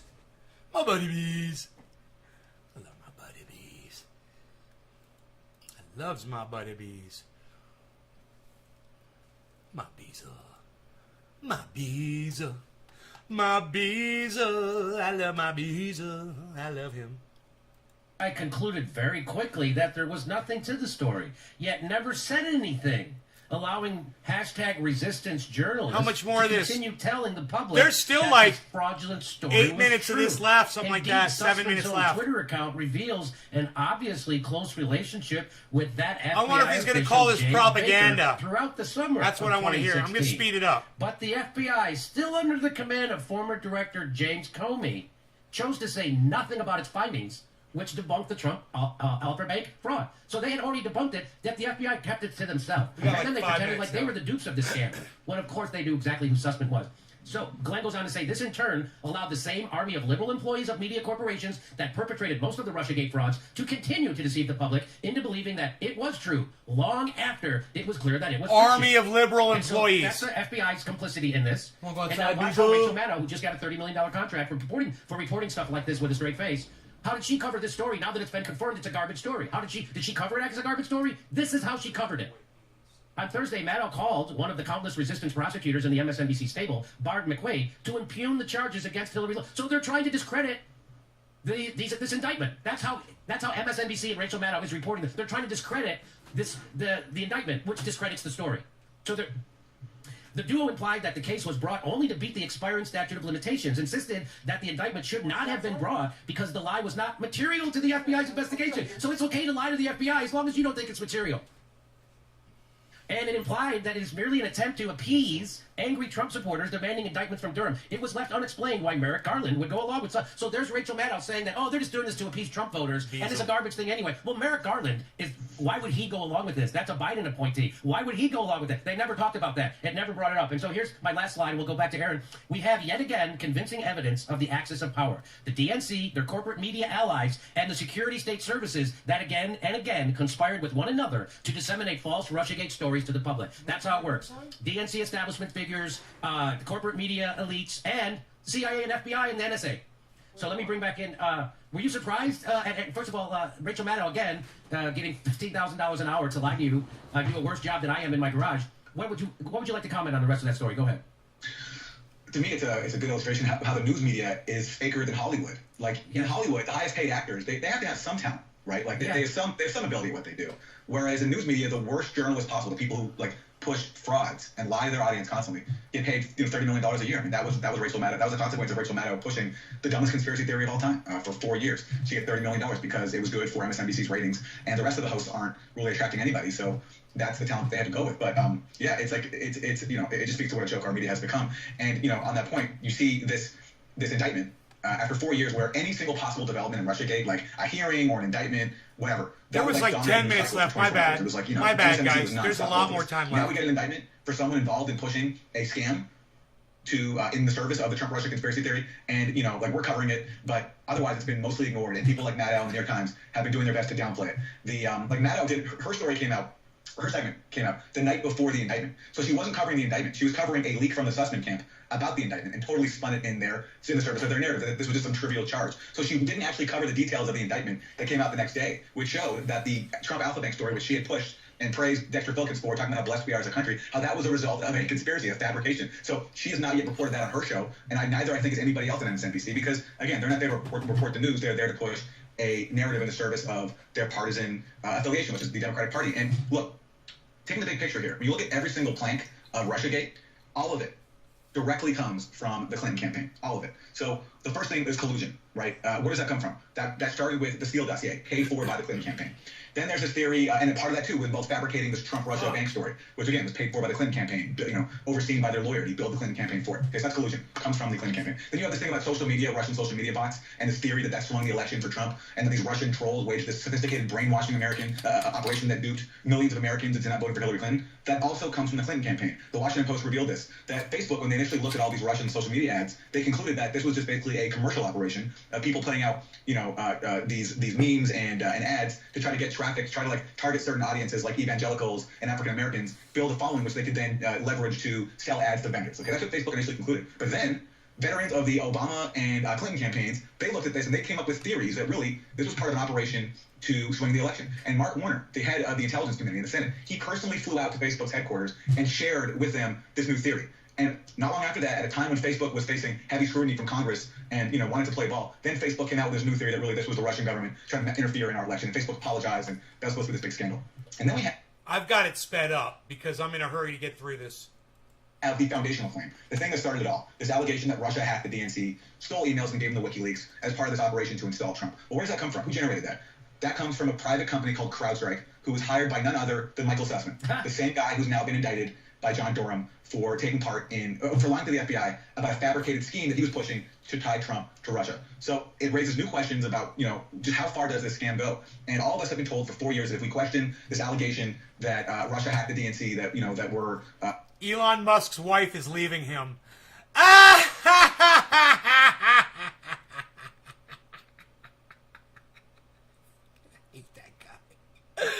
Normally, I don't rejoice in people's misery, but fuck that guy. Committing sacrilege, we've been attacked for it. So we have to trust whatever the FBI and CIA tell us. But the fact that Sussman was involved in hiring them, the fact that Sussman hired them at the same time as his colleague at Perkins Coie hired Fusion GPS to concoct the Steele dossier, and the fact that we haven't seen any of the evidence used to you could give them tea for everything, dude. It can always be tea till the very end. If you're doing compost tea correctly, it's just water with some bacteria in it, man. That's all compost tea is. So it's almost like you're flushing the whole time you're watering. Make this attribution to Russia, plus the fact, and we've talked about this before, that we learned 3 years after the fact that the CEO of CrowdStrike, Sean Henry, he admitted under oath that while in public his firm was accusing Russia of stealing emails from the DNC, that he told them under oath that actually they had no evidence of it. They had no evidence whatsoever. And the media, no mainstream liberal outlet fucking has stem. I just put a stem in. And he admitted that in, pretty sure, 2017. December 2017, that's right. Yes. Yeah. So in 2017, the guy who said Russia did this said, we don't have any evidence that Russia did this. And and no one reported that. Yeah. Okay. So listen, Jimmy, so just to wrap up, given the fact that Clinton's lawyer I kind of want to hear that over and over. Fake stories in the media and the FBI tying Trump to Russia. No longer going to get this for all. Cheers, everybody. That basically, smoke along with it. They were embarrassing for Hillary Clinton. They showed that she was telling the public one thing, telling Wall Street something else. That they were rigging the primaries against Bernie Sanders. And so if you can tie all this to Russia, then you can distract the public from the content of these leaks and just taint it all really as the work of this evil foreign power that wants to destroy our country. And then if you can tie Trump to Russia, then you can basically distract the public from all this. So, we don't know for sure what actually happened, but that is my speculation about what actually happened. Is that basically, just as Fusion GPS was brought in to do a job tying Trump to Russia, so was CrowdStrike. And, so some of us are out there still trying to report the story and get more information because, for example, the public has never seen the reports that CrowdStrike wrote and that the FBI relied on. Remember, the FBI did not inspect the DNC server itself. It relied on CrowdStrike's forensics. So there's a lot that we don't know, but a lot that raises suspicions that the rest of the media just is not following because they were too busy parroting the Trump-Russia scam. I just want to play this one more time, as an indictment of not only MSNBC, but in the press in general, the establishment press. And this is why you and I have a job. I mean, what evidence do you need? It's very, very obvious, and it's really Occam's razor here. The fact that we still have not been able to rule out the idea that this was a covert communication channel 2 years after the fact that no one has come forth with a plausible explanation for why this was happening, for why Alpha Bank was one of 3 organizations communicating with the Trump server in those months leading up to the election is just completely remarkable. And I think the fact that Frank's story got overlooked or criticized as much as it did, and the fact that now it's being revisited and you have the editor of the New York Times saying that there, was a story there, just shows the lack of imagination. The irony of her word choice is just amazing. That we lack imagination, not the people making up the story. This guy. Okay, and he's just sitting there. That's what a lying establishment piece of shit looks like when he puts on a suit coat and goes on MSNBC. That's the face he makes when he's lying, and he knows he's lying. And that's what it looks like. Isn't that nice to know? They look so nice and white. They look so white and truth-telling. Oh boy, clean. It's amazing. White and clean. Everybody, we're doing stand-up shows everywhere. We're going to Florida, Baltimore, Buffalo, Portland, Raleigh, North Carolina, and we're doing a live Jimmy Dore show in Sacramento, October 3rd. Go to jimmydore.comedy.com for a link for all our tickets.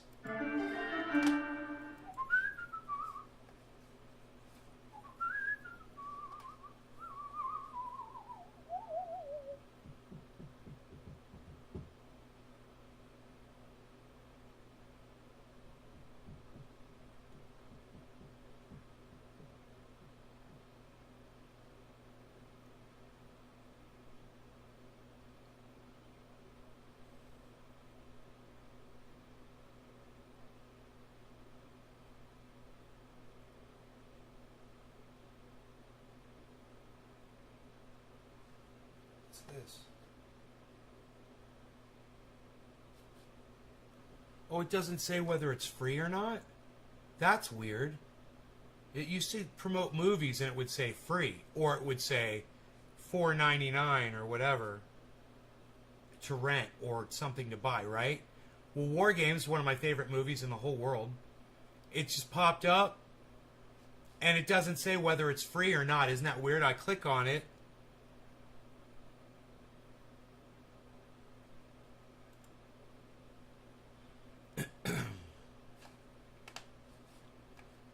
And I guess it's fucking free. It's playing the goddamn movie. Holy shit. You can watch War Games for free on YouTube, guys. It's one of my favorite fucking movies. If you've never seen it, there's a link to it. If you're not watching on stupid fucking Facebook, you will get that link to the YouTube video.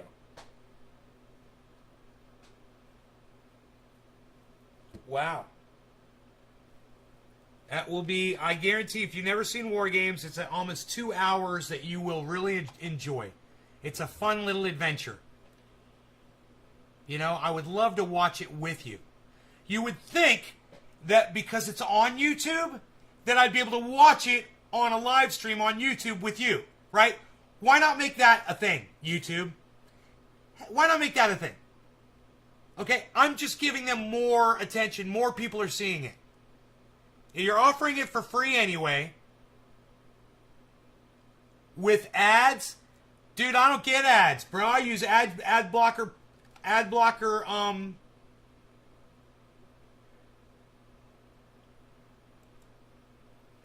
Plus, free ad blocker, bro.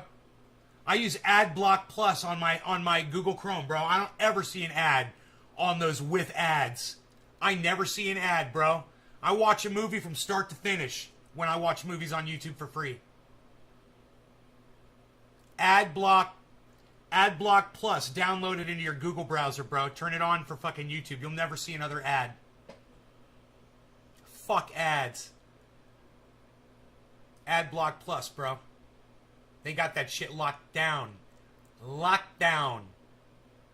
My drive has shown society is getting dumber. Drive?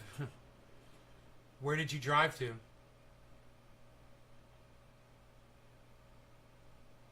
Let's play thermonuclear war. How about a nice game of chess? No. How about a game of thermonuclear war? All right. Dude, I fucking love that goddamn movie. I want to watch it right now. It's an adventure. I want to go on that adventure. I've seen that movie so many times. I don't give a fuck. I've got the movie poster in the back, all stretched out, waiting for frames. Look at you, hippie chick, with your fucking nostalgia. Joshua, look at you. Whopper. Ad block plus. Okay, bro, I got you. Google Chrome on a computer. Yeah, or you could use ad blocker app on your phone if you're watching from your smartphone. That's free. I love that app. It's called Free Ad Block and ... So, you know, because it's so stupid, it doesn't say the name. App info. Okay. Free ad blocker browser for your Samsung Galaxy. So if you're watching on a phone, you can download free ad blocker browser, or if you're watching on a computer on Chrome, download AdBlock Plus extension for your Google Chrome. Yeah, just add the extension, flip it on, go into your extensions, turn it on. There's a little on thing. Turn it on. It'll probably...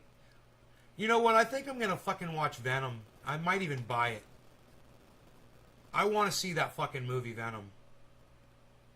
And I might even buy fucking Nobody, even though they're asking so much money for it. It's so funny.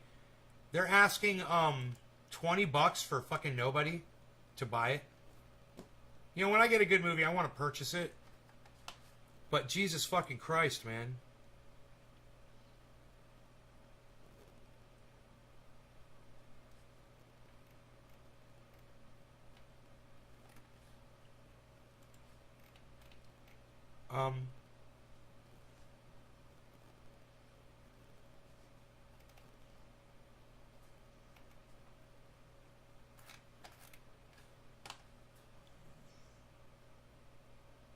You have to click on the button buy or rent to find out how much it is. They don't say. So it's $20 to buy it. It's $6 to rent it. They're asking way too much money to purchase a fucking digital movie.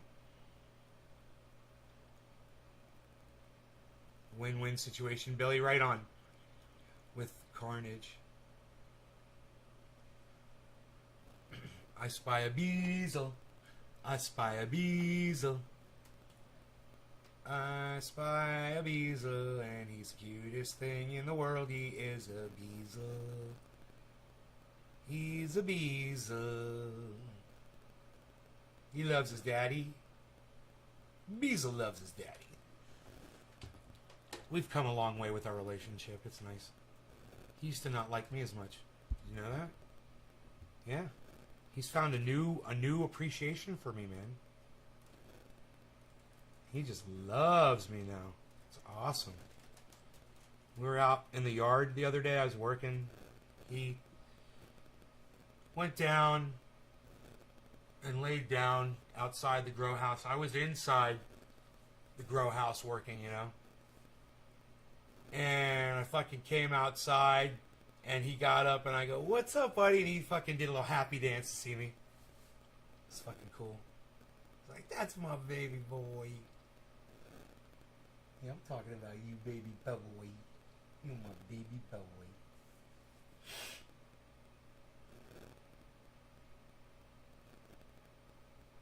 Enoch spies a beezel.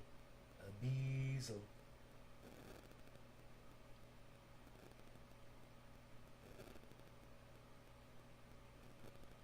Are we doing something here? I'm gonna play you some songs on my guitar after I do another bong rip. Electric guitar. Okay, if that's what you all want, fine. I will play my electric guitar. That should be interesting. Do you like the way I pretended that you guys were actually interacting with me there for a second? Isn't that fun? I think I'm going to do that all the time. I'm just going to pretend that my audience is interacting with me.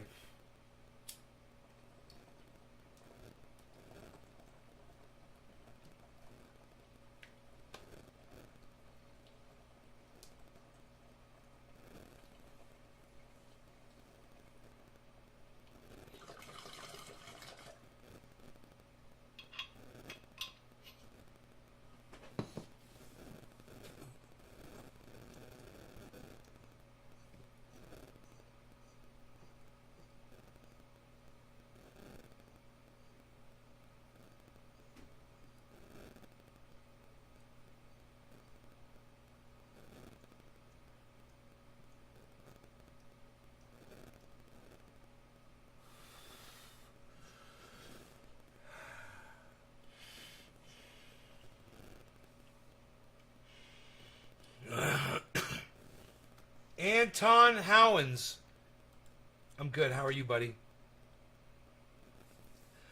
I'm about to play my electric guitar. I'm feeling really good. If I'm doing that, you know I'm going to get good.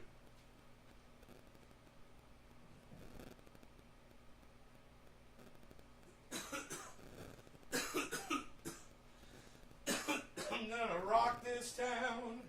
Rock it inside out.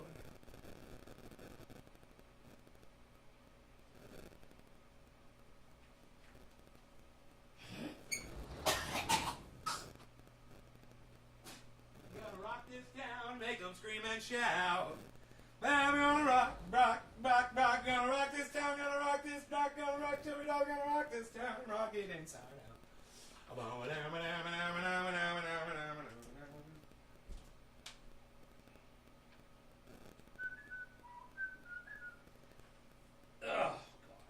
I promise not to play that song. How's that for starters?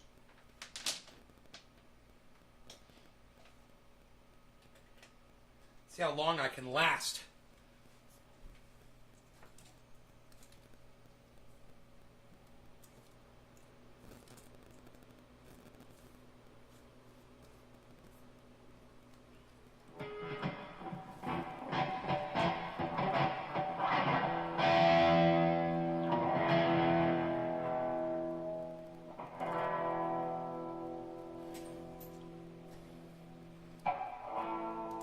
I used to have opening songs, you know?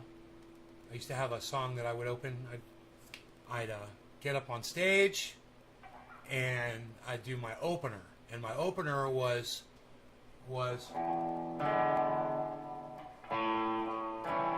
Roogie's Going in the Other Room.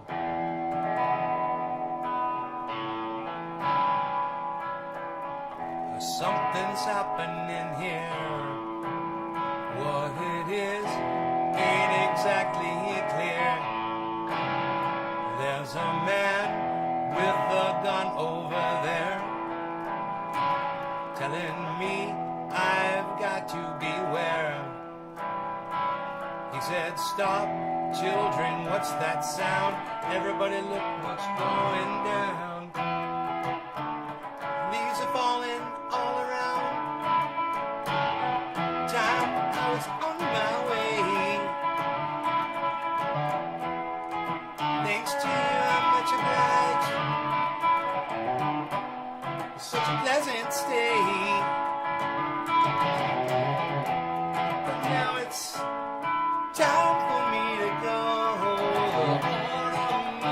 That's my way. But now I smell the rain, and with the pain, and it's headed my way.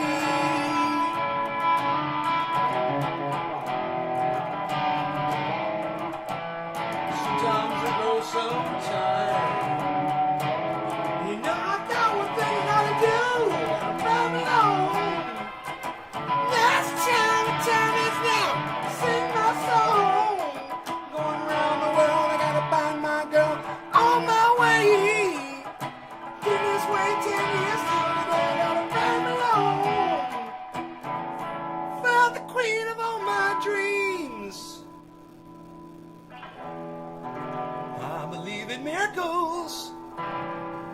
where you from? You sexy thing, you sexy thing, you. I believe in miracles. Since you came along, you sexy thing. Where did you come from, angel? How did you know I needed you? How did you know I needed you so badly? How did you know to take your love gladly? Yesterday, I was one of the lonely people. Now you're lying next to me, making love with me. I believe in miracles. Where you from? You sexy thing, you sexy thing, you. I believe in miracles. Since you came along, you sexy thing.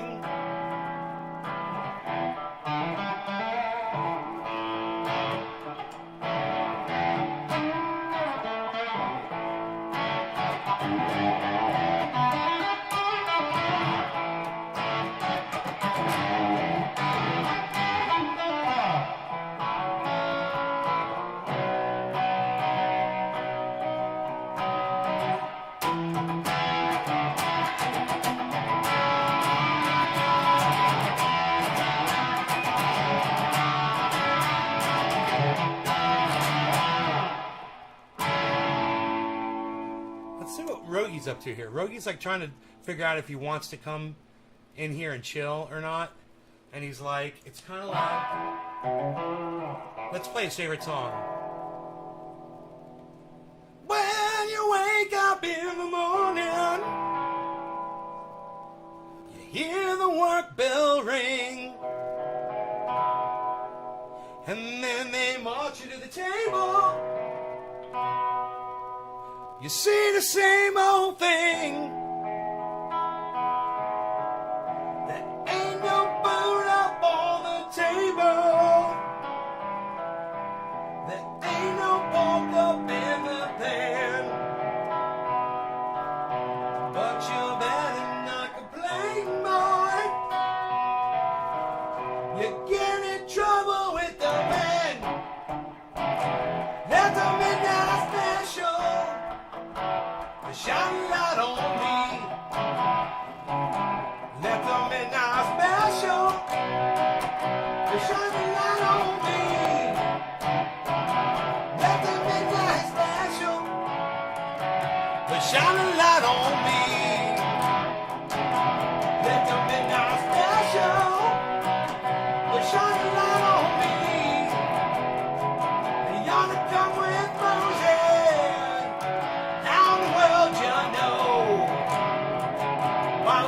Well, ain't wrong, but as the clothes she wore, the umbrella on her shoulder, piece of paper in her hand. You know she come to see the governor. She wanna free her man. Let the midnight special shine a light on me. Let the midnight special shine a light on me. The midnight special shine a light on me. Let the midnight special shine a ever-loving light on me. Well, if you're ever in Houston, you better do the right. Oh, you better not gamble. Boy, you better not fight at all. The girls will grab you, and the boys bring you down.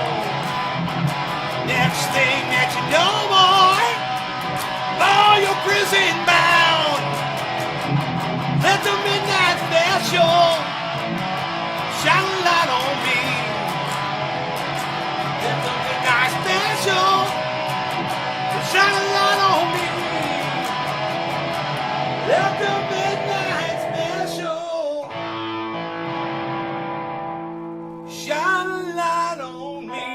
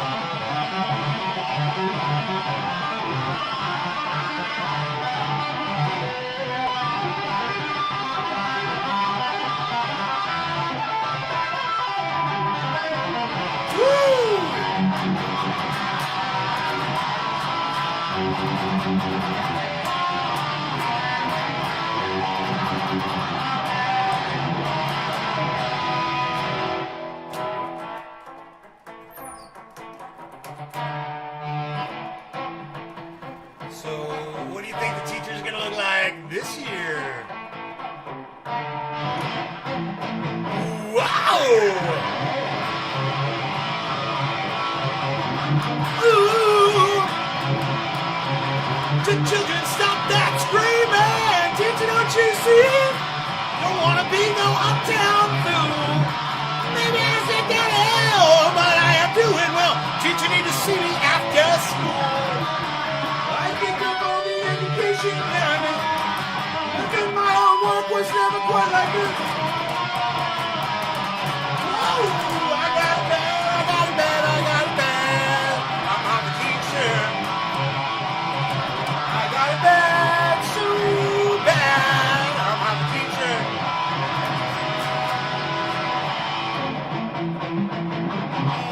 I brought my pencil. Give me something to write on, man!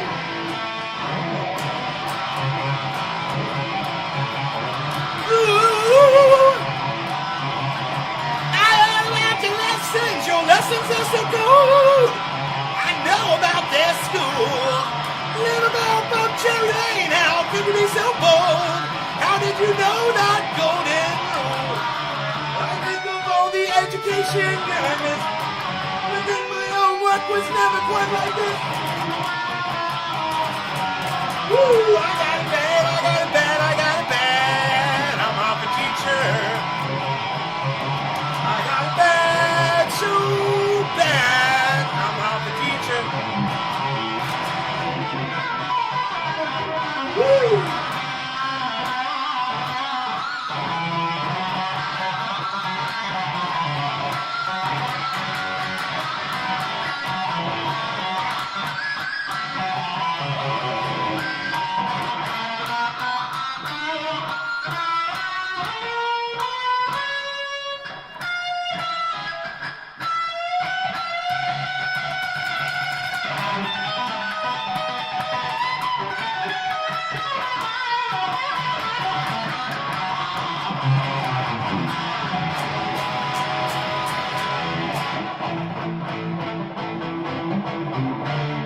Oh, I think the clock is slow.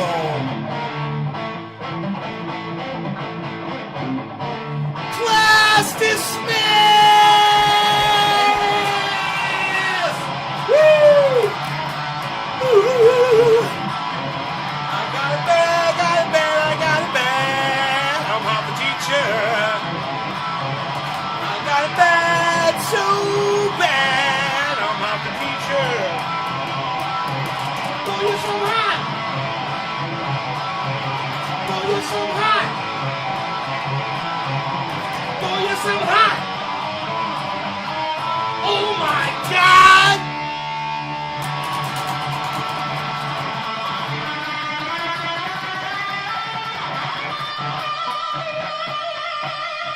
Woo!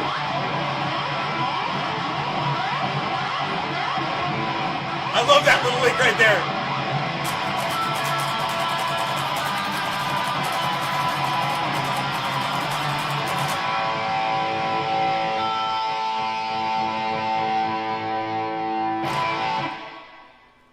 And look at this. You want to see the greatest compliment of all time, guys? That right there is the greatest compliment. When my dog could sit here and handle this. Here. He's the best, man. You're the best, Rogie. He's like, I like you, man. You're a good man. You're a good man, man. You're a good man, man. Yeah, let's put him right there. That's where he needs to be. Psst, unreal. I don't feel tardy. Unreal. I don't feel tardy. I don't feel tardy. What's fun to jam? I should tune this thing, huh?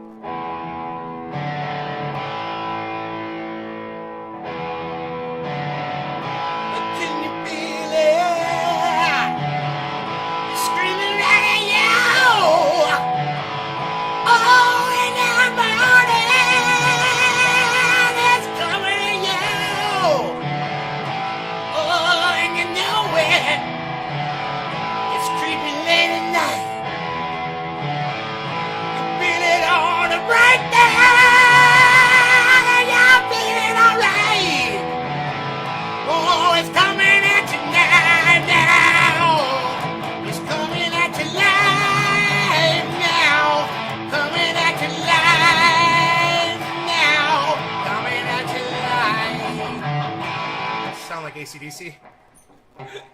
That's me trying to sound like AC/DC.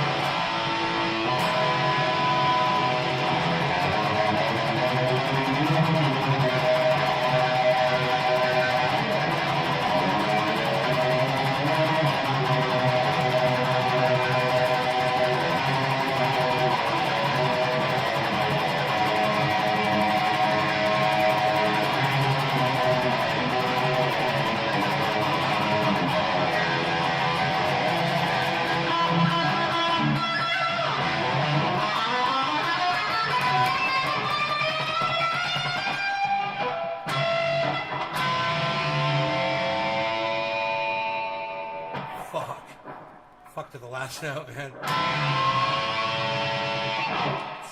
Not in tune totally. Up there, obviously. Yeah, it's out of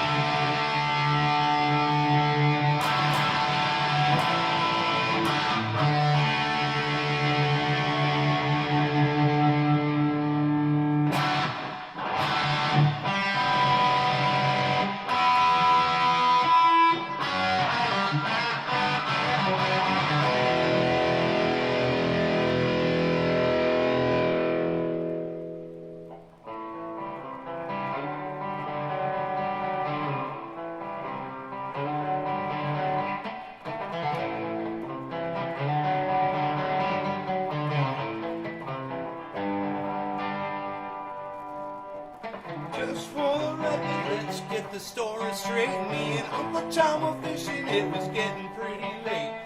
On the edge of town, right beside the wishing well, where they say it got no bottom, take it down the hill. Going to the bush and off to the right. Oh, is a bell going out. Thought I'd never get me after to the eyes down to the water's edge. I know a secret down in Uncle Tom's cabin, oh yeah. I know a secret that I just can't tell.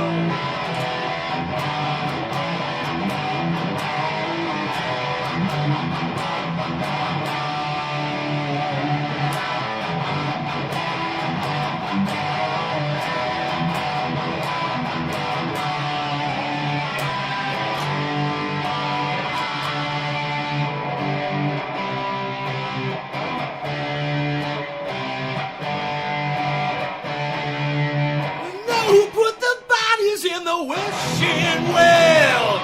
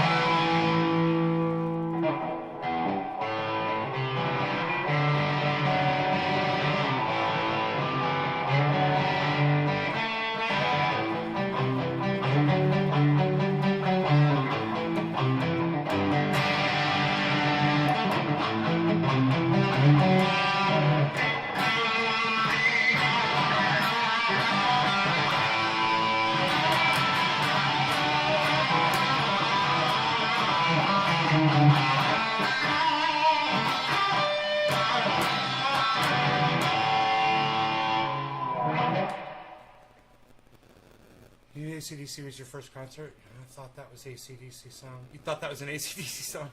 I was trying to sound like AC/DC.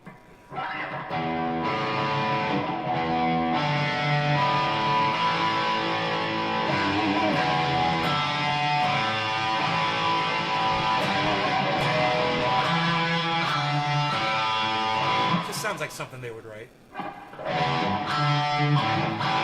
I'm a producer. I'm a studio producer, so I know how to do shit like that, I guess. Sound like certain fucking bands.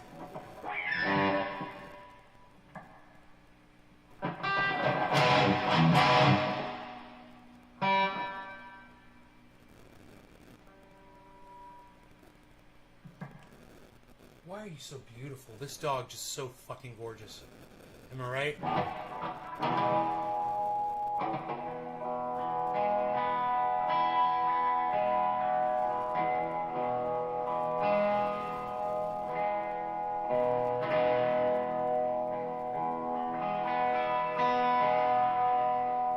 Sounds like it's in perfect tune, you know? It sounds like if there's any problems here, it's me. It's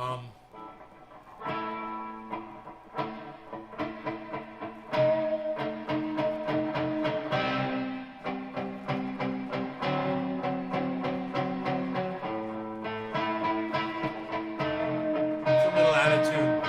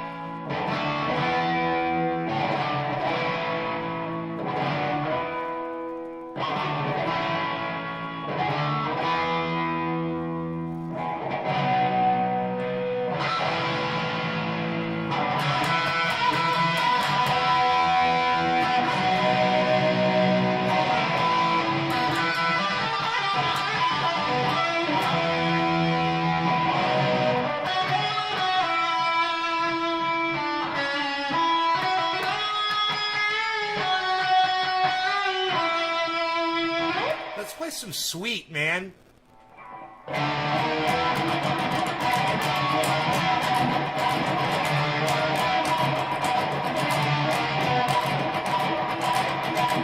See?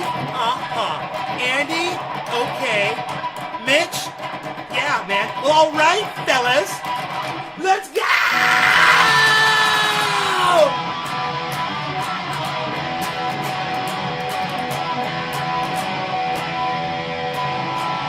How's it go? I gotta learn it first.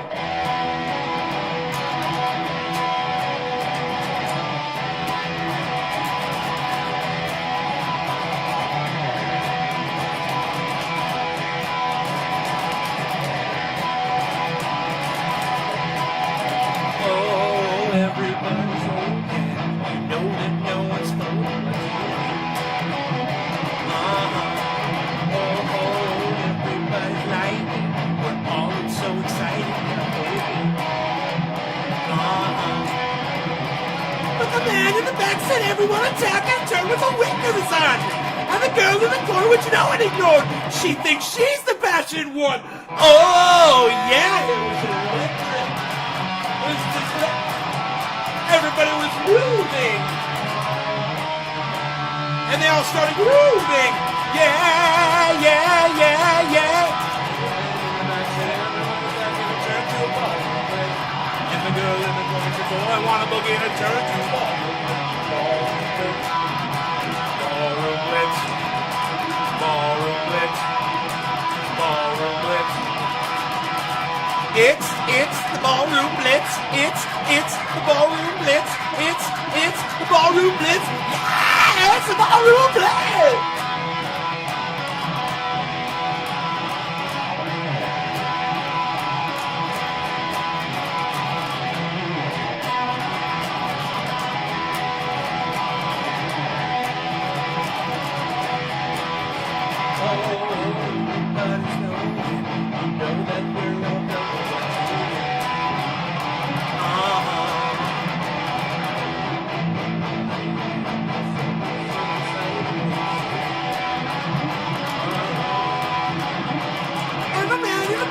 Everyone attacking!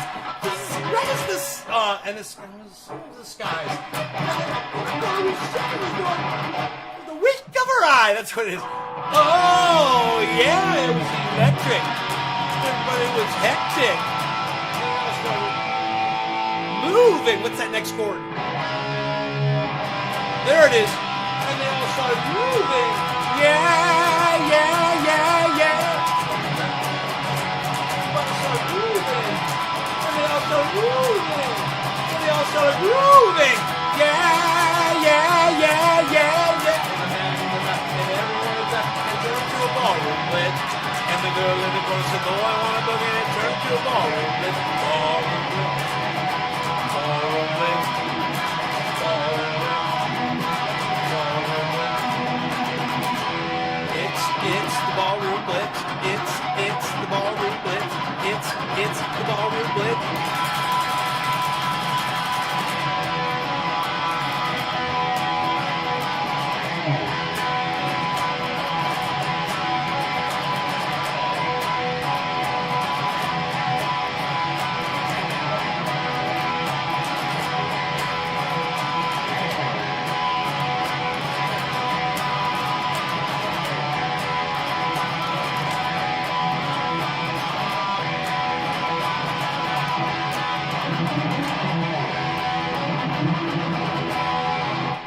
I don't know why that doesn't hurt my hand to play anymore. That I couldn't play that before, and now I can. And that's weird. That song's always been hard for me to play. Now I can play it pretty goddamn good. Extreme song from Bill and Ted's... No. No, I don't. I'll have to listen to it.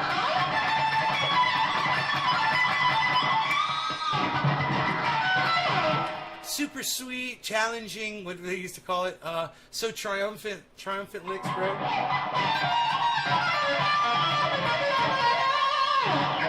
Ooh, what would they say? That was so triumphant.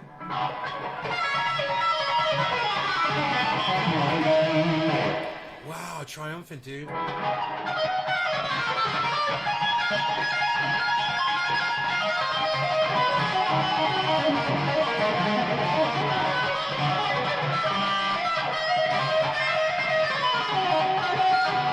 Basically, any kind of finger tapping, and they call it triumphant.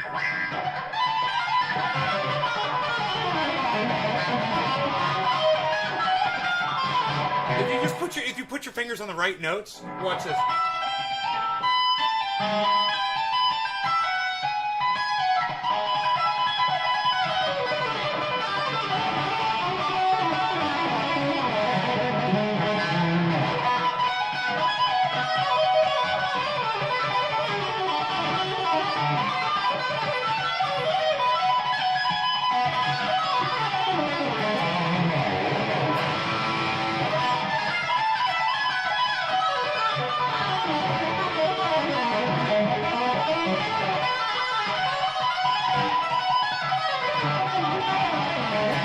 Sounds like fucking Galaga. Sounds like you're playing a game of Galaga. Little fuckers are coming after you. Pew, pew, pew, pew, pew, pew, pew. Ah, pew, pew, pew, pew. If you knew that song, it would be most triumphant. Oh, most triumphant.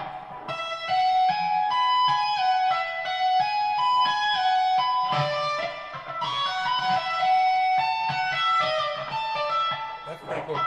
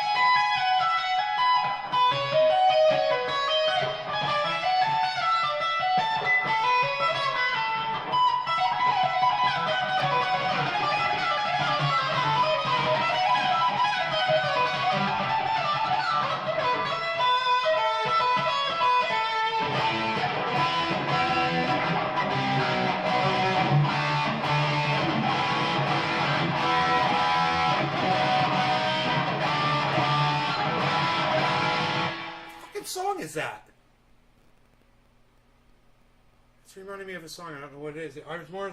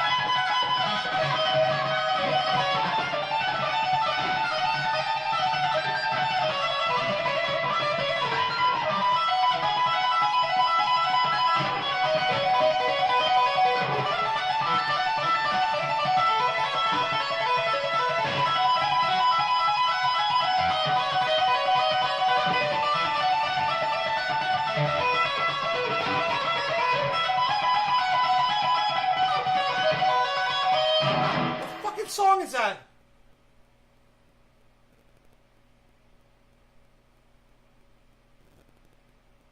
It's coming to me.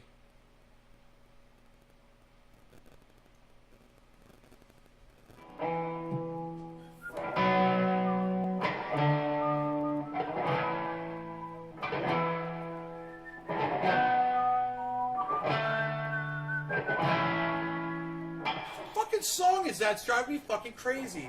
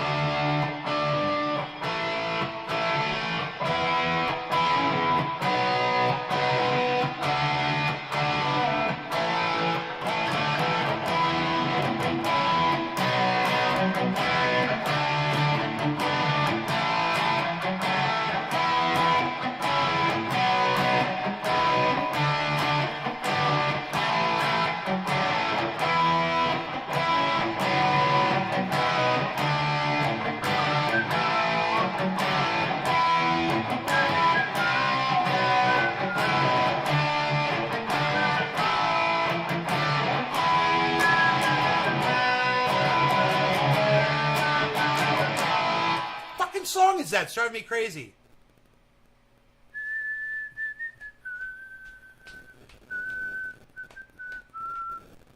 I know it's right on the top of my. It's right on the tip of my tongue. Not feeling that way.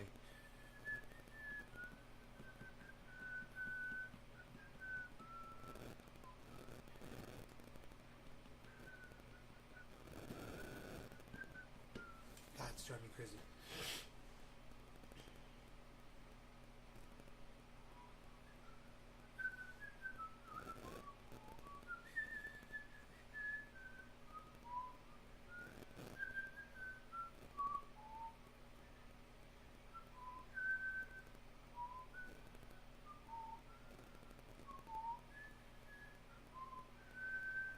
It's coming to me. It's coming to me.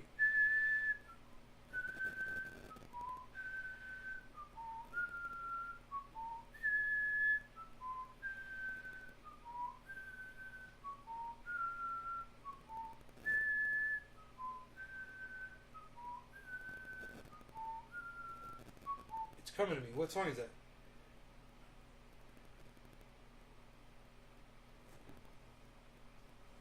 I don't know, man. I don't know what song that is.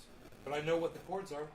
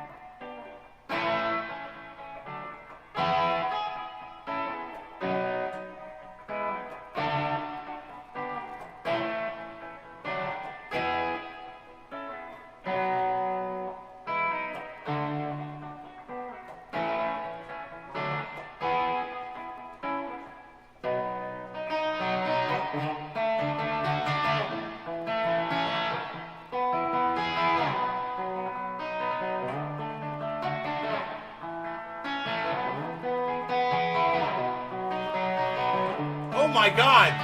It's one of my songs. All the cries as I'm turning my back on them. Oh, isn't it nice as I'm walking away from them? Oh, isn't it nice? That's my fucking song. I'm like, that reminds me of a song. Isn't that funny? It was my fucking song. You want to hear the song? Here's the song. It goes like this.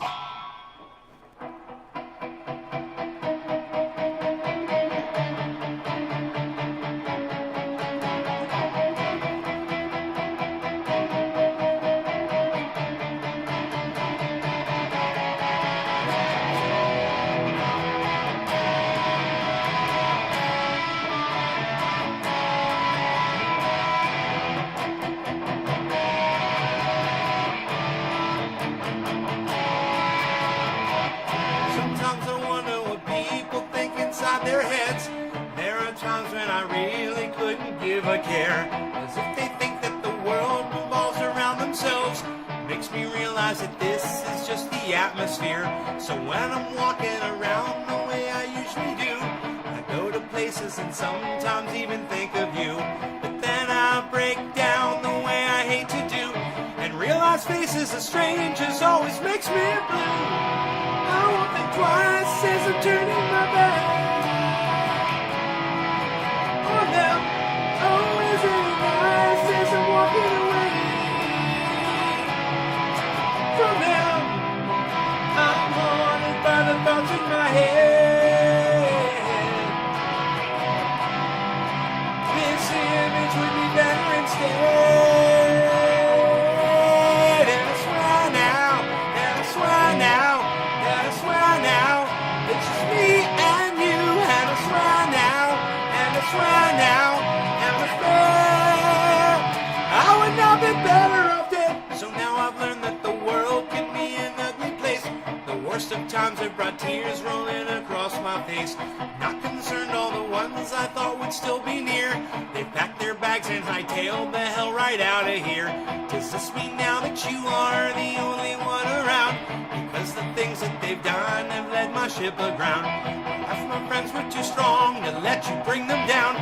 There's just one thing to say before we hit the town. I won't think twice as I'm turning my back on them. Always in the night as I'm walking away from them. I'm haunted by the thoughts in my head. This image would be better instead. Hey Bella, swear now, and I swear now, and I swear now, it's just me and you. And I swear now, and I swear now, atmosphere, Enoch, atmosphere. And I swear now, and I swear now, and I swear now, it's just me and you. And I swear now, and I swear now, atmosphere, atmosphere.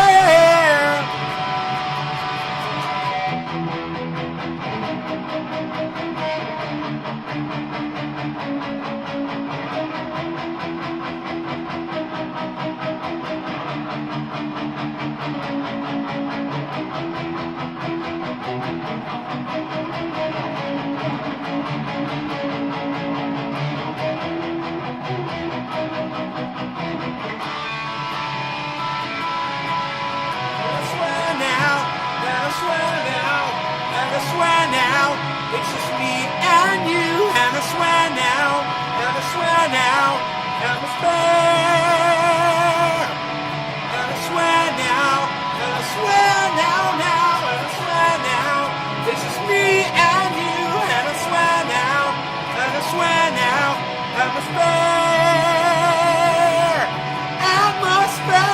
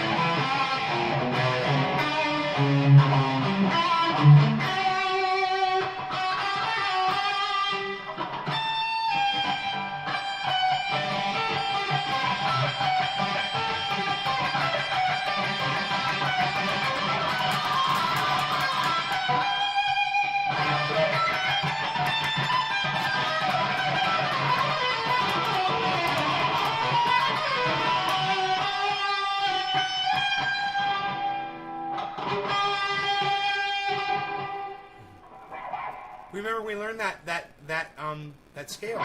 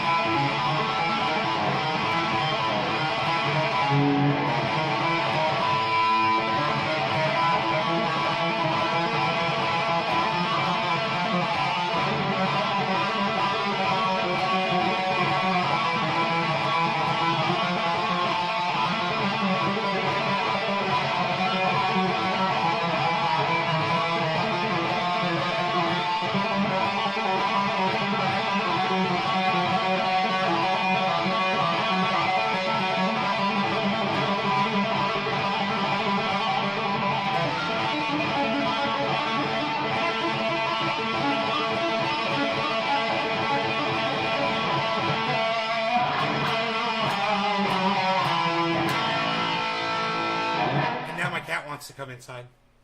Margie goes, you rock. You rock, Margie. You rock for listening to me. I'm just glad somebody's listening. It's fun. It's fun to have people listen. Whether I'm speaking or playing guitar. Come on in, Harles. What's up, buddy boy? Buddy boy. Buddy boy, buddy boy, buddy boy, buddy boy, buddy boy, buddy boy, buddy boy, buddy boy, buddy boy, buddy boy, buddy boy, buddy boy. You got what you need over there, buddy?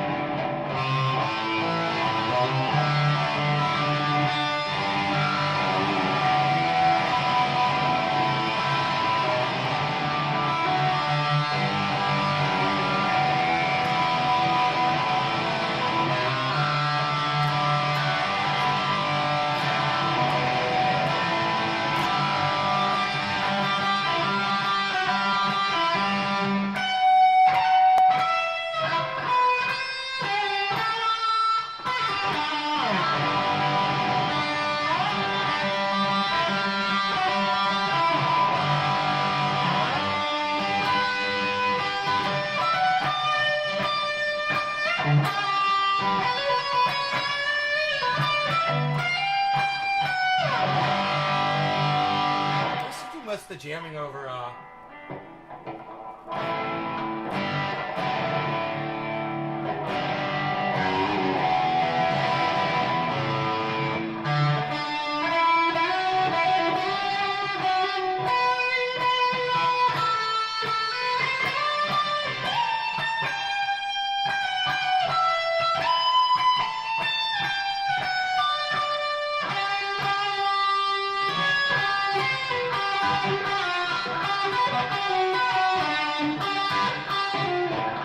It's so hard to be fucking musical.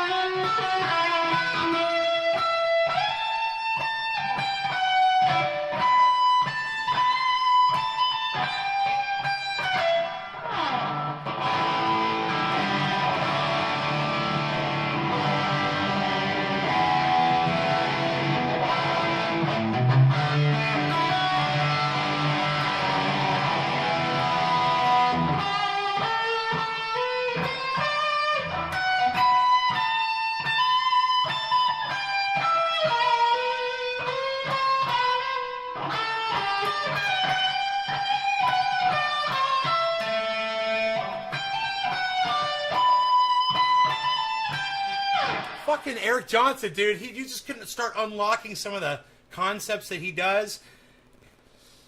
It's all fucking mostly arpeggio stuff. And it just leads you all over the neck. And he's in that G major scale.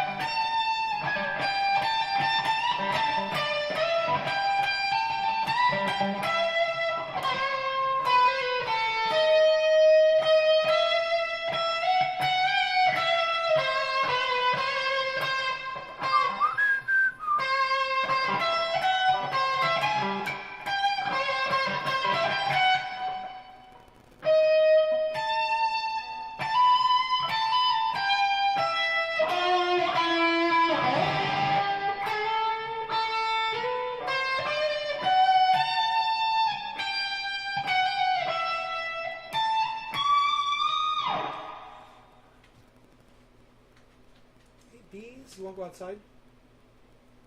You go outside, Beazle? I wouldn't mind going outside with you. I gotta eat first, but you can go outside. Go outside. Everybody, ooh, look, there's a stink bug. Or a piece of fur, I can't tell. I think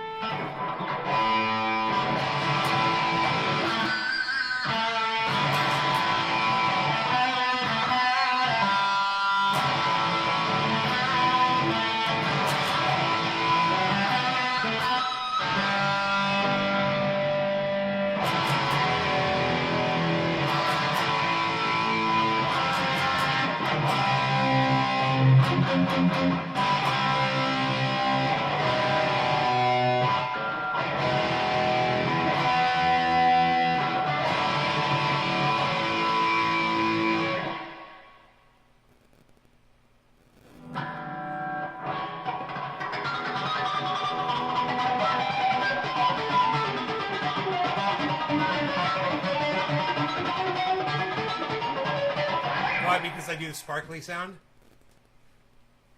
Because I do the sparkly sound? The sparkly sound?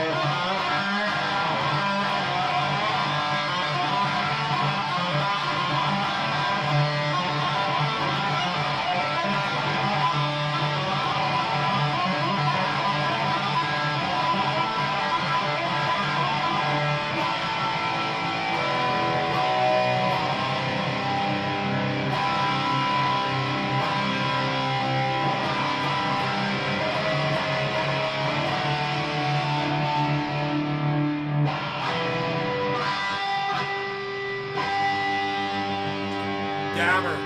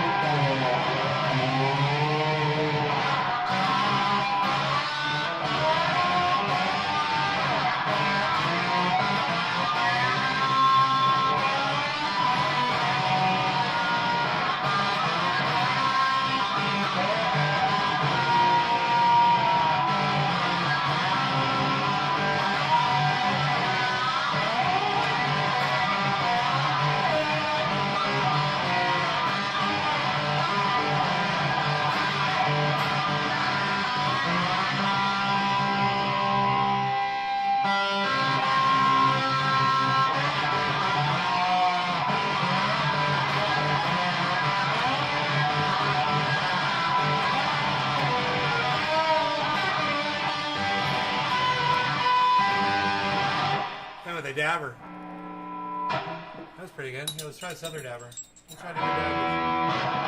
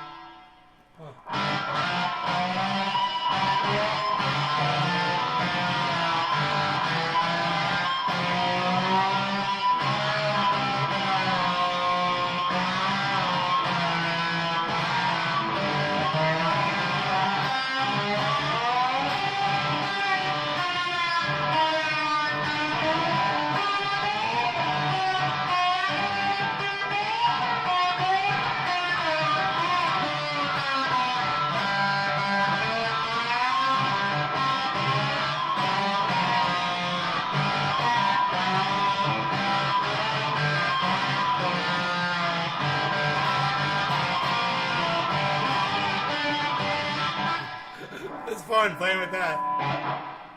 Here, let's try a knife.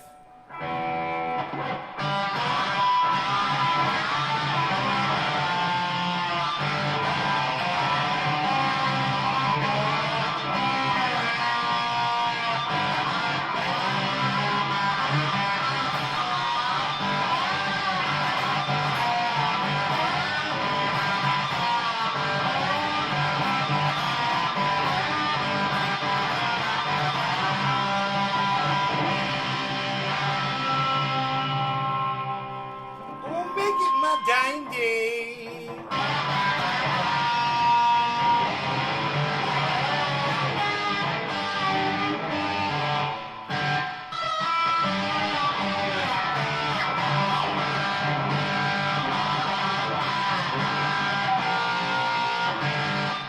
It's kind of fun. Different objects. Here's another thing.